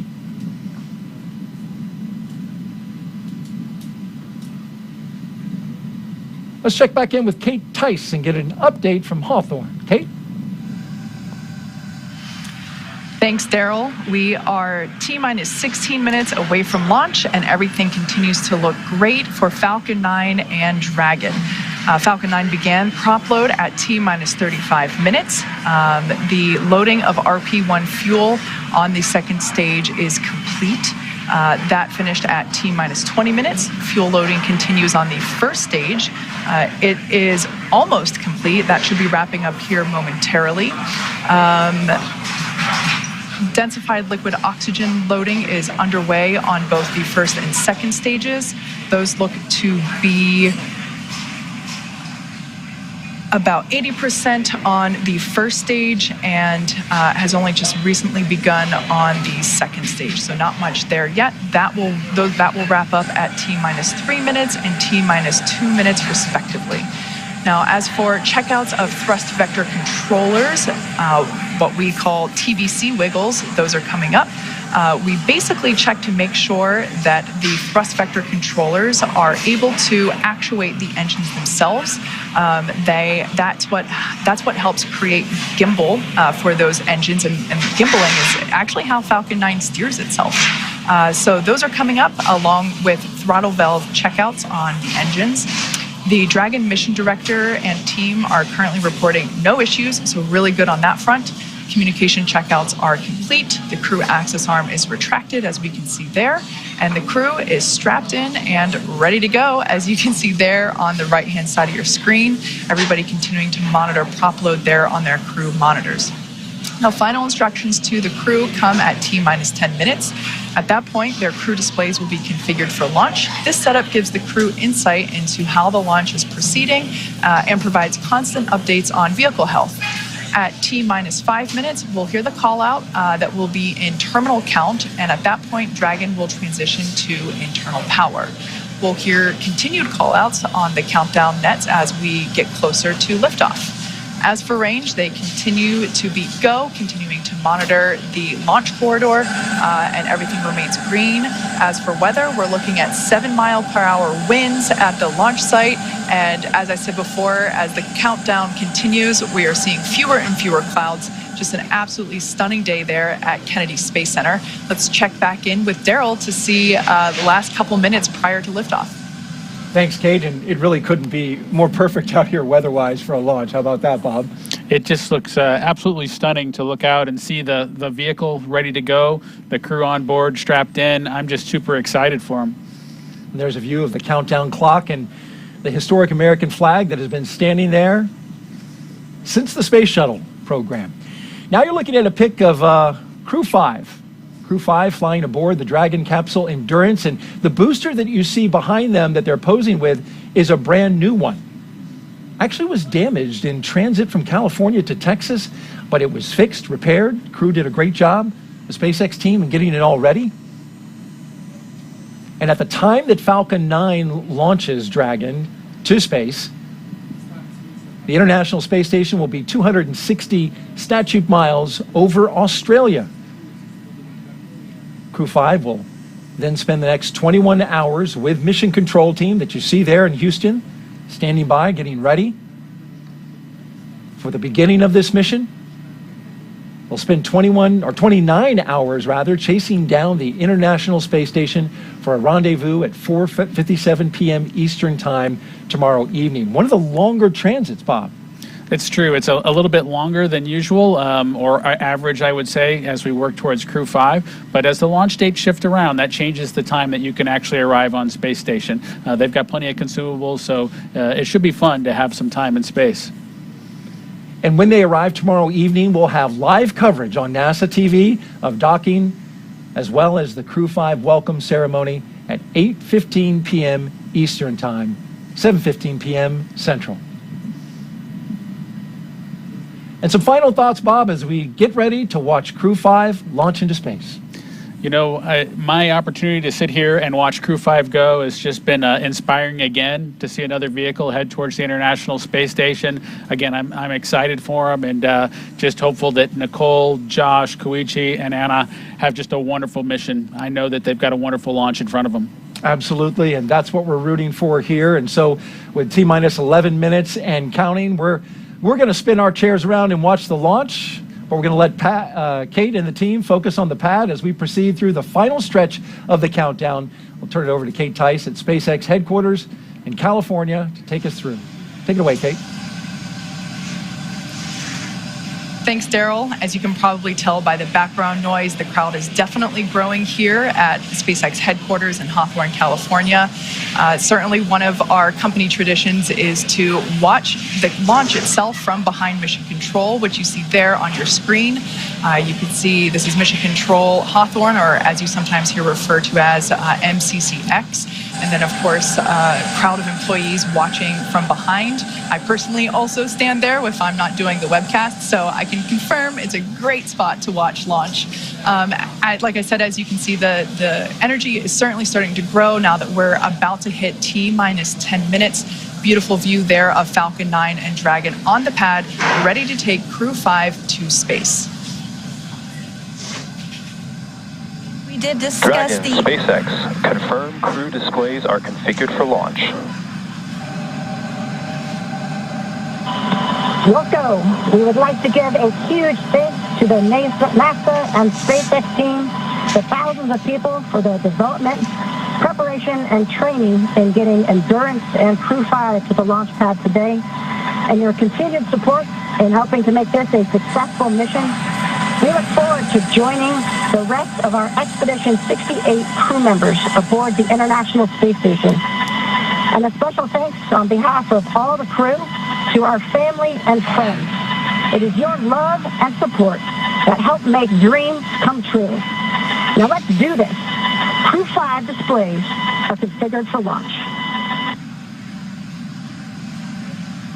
Copy. And Nicole, Josh, Koichi, and Anna, on behalf of the entire team at SpaceX, good luck, Godspeed, and enjoy the ride. And those words from Nicole Mann, the first female commander of a Dragon, as she thanked the many folks that have helped get them to this point. We're now less than 9 minutes away from launch today. Upon liftoff, you'll hear a number and letter combinations which mark different abort zones throughout the flight, as well as some performance calls.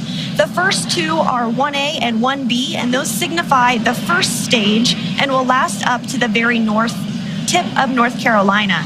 The next are 2A through 2E, and those will come into play once the second stage kicks in, lasting from the top of North Carolina all the way to the tip of Newfoundland in the northern Atlantic.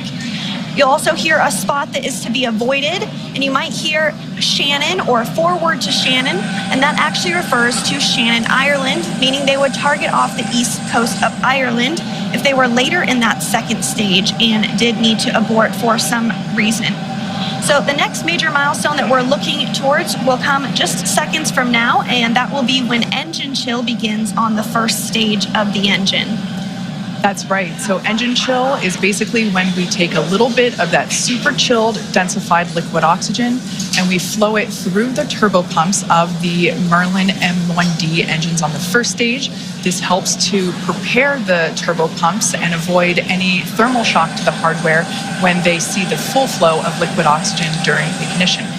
We're also expecting the conclusion of prop load for the RP1 on first stage to wrap up at T-minus 6 minutes. LOX load continues to be underway on both first and second stages, again wrapping those at T-minus 3 minutes and 2 minutes. And after that, we'll hear a number of call-outs related to Dragon's flight computer. Some will be Stage 1 engine chill has started. And you did just hear that call out that stage 1 engine chill has begun. Coming up in just about 45 seconds, we should expect to hear that RP1 load is complete. RP1 load is that densified kerosene or rocket fuel that will help propel the crew into orbit. All of that RP1 is loaded into the first stage, and we are standing by to hear that it was loaded into the second stage as well. Again, we expect that to wrap at T-minus 6 minutes. The venting that you see on screen is totally normal. That is just some Stage 1 RP1 load is complete. Great news there that RP1 load is now finished. As I was saying, the venting that you see on the vehicle is totally normal. That's just some of the super chilled densified liquid oxygen just vaporizing as it comes into contact and vents from the vehicle. And coming up, we'll also hear the call for Dragon to configure for terminal count, and then it will be transferred over to internal power, and then we'll hear that propellant tanks on Falcon 9 are getting ready to pressurize, which helps add some additional rigidity and structural support as we get ready for strong back retract. That strong back will retract a couple of degrees at first, and then we will see it swing open completely just shortly or at the moment of Falcon 9 liftoff. tanks will be pressurizing for strong back retract. Right, there's that indication that we are preparing for that strong back retraction. Coming up in just a few seconds, we should hear that Dragon is in terminal count. Dragon is in configure for terminal count.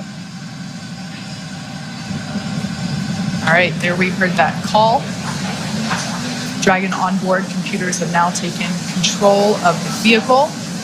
As I mentioned before, first stage LOX or liquid oxygen loading is underway and will wrap up at T-minus 3 minutes.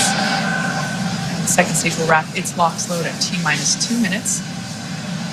Launch teams continue to report no issues and everything remains green and for an on-time launch. Retract has started.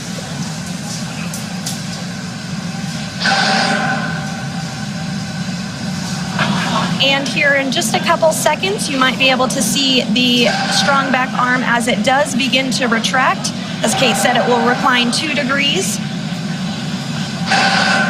We can just barely make out that the clamp arms are now beginning to move.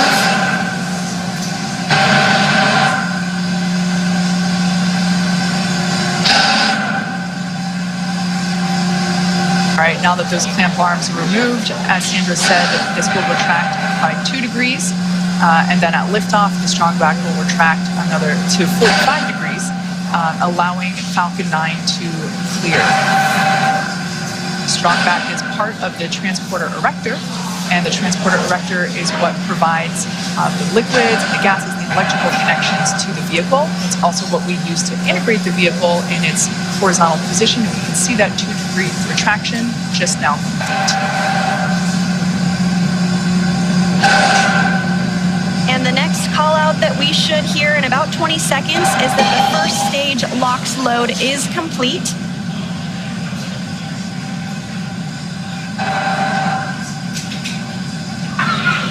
Stage 1 LOX load is complete.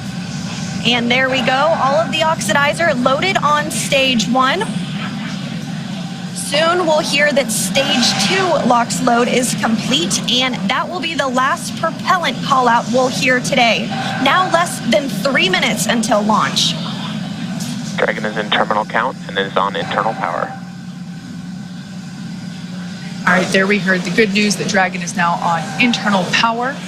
Again, the white clouds that you see there at the base of the Dragon trunk, totally normal. That's just the vapor from the liquid oxygen. Again, second stage now wrapping up its LOX load. Excuse me, first stage wrapping up its LOX load just a few minutes ago, and now moving toward wrap up of second stage LOX load, which will complete at T-minus 2 minutes. Coming up on 2 minutes until liftoff, standing by for word that stage 2 LOX load has been completed.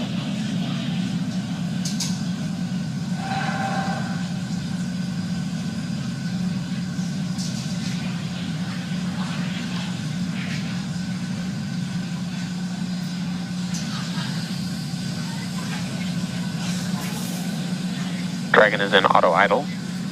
Stage 2 LOX load is complete. There we heard the call out. Falcon 9 is now completely fueled. All of its propellants. So closeouts are starting. Expect loud venting. All of its propellants, and we can see that leftover liquid oxygen now being vented or released, now flowing further away from the vehicle. So nearly 1 million pounds of liquid oxygen in RP1 now on board Falcon 9. It is fully loaded and ready for launch. And coming up at T-minus 1 minute, we'll hear that Dragon is in countdown. Its flight computer will switch to countdown mode, and we'll hear that the flight termination system on Falcon 9 is armed. FPS is armed. Falcon 9 is in startup and is now controlling. And there you heard it. Dragon is in countdown. Dragon's flight computer in countdown. The flight termination system now armed. We should get the final go for launch from SpaceX launch director Mark Soltis. Dragon, SpaceX. Godspeed. Go for launch. SpaceX Dragon, go for launch. SpaceX T-minus reports 30 go. Crew reports go. 30 seconds until liftoff.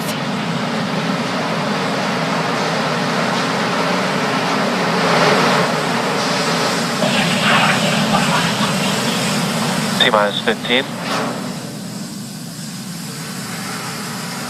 10, 9, 8, 7, 6, 5, 4, 3, 2, 1. Ignition. Engines full power. And liftoff.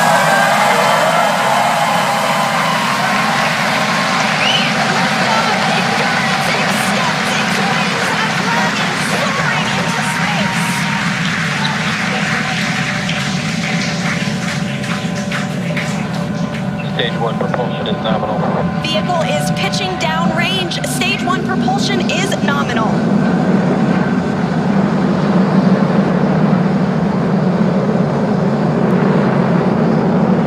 We're now at T plus 35 seconds into the 5th rotational crew mission on board Dragon and Falcon 9.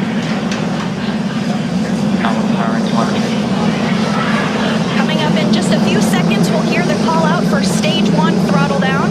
Stage 1 throttle down. Falcon 9 engines throttling down to help pass through the period of maximum dynamic pressure. This period is known as max Q, and once the vehicle, there we just heard that the vehicle is now traveling faster than the speed of sound. Once through max Q, we'll throttle those Merlin engines back up. Max Q. Stage 1 throttle up. Stage 1 throttle. Stage 1 Bravo. Copy 1 Bravo. That call out for 1 Bravo means we're in the second and final abort mode for the first stage, continuing to get good performance. The crew is already pulling over 2 Gs. And next up is going to be a couple of events in rapid succession. First will be engine chill on the second stage and back engine. And there you heard that call out. And then we'll have MECO, or main engine cutoff, where the 9 engines igniting will cut off in preparation for second stage separation. Then we'll see the single Merlin vacuum engine on the second stage ignite and continue to carry the Crew-5 astronauts to orbit.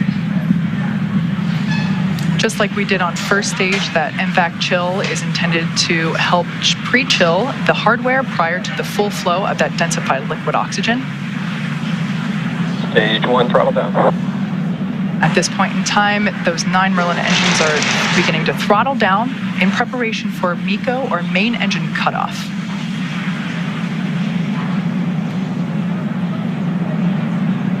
Standing by for MECO. And MECO. Stage 2 Alpha. Stage separation confirmed. Copy 2 Alpha. There we should see that second engine begin to ignite now. And obviously confirmed by the loud cheer behind us here at Mission Control Hawthorne.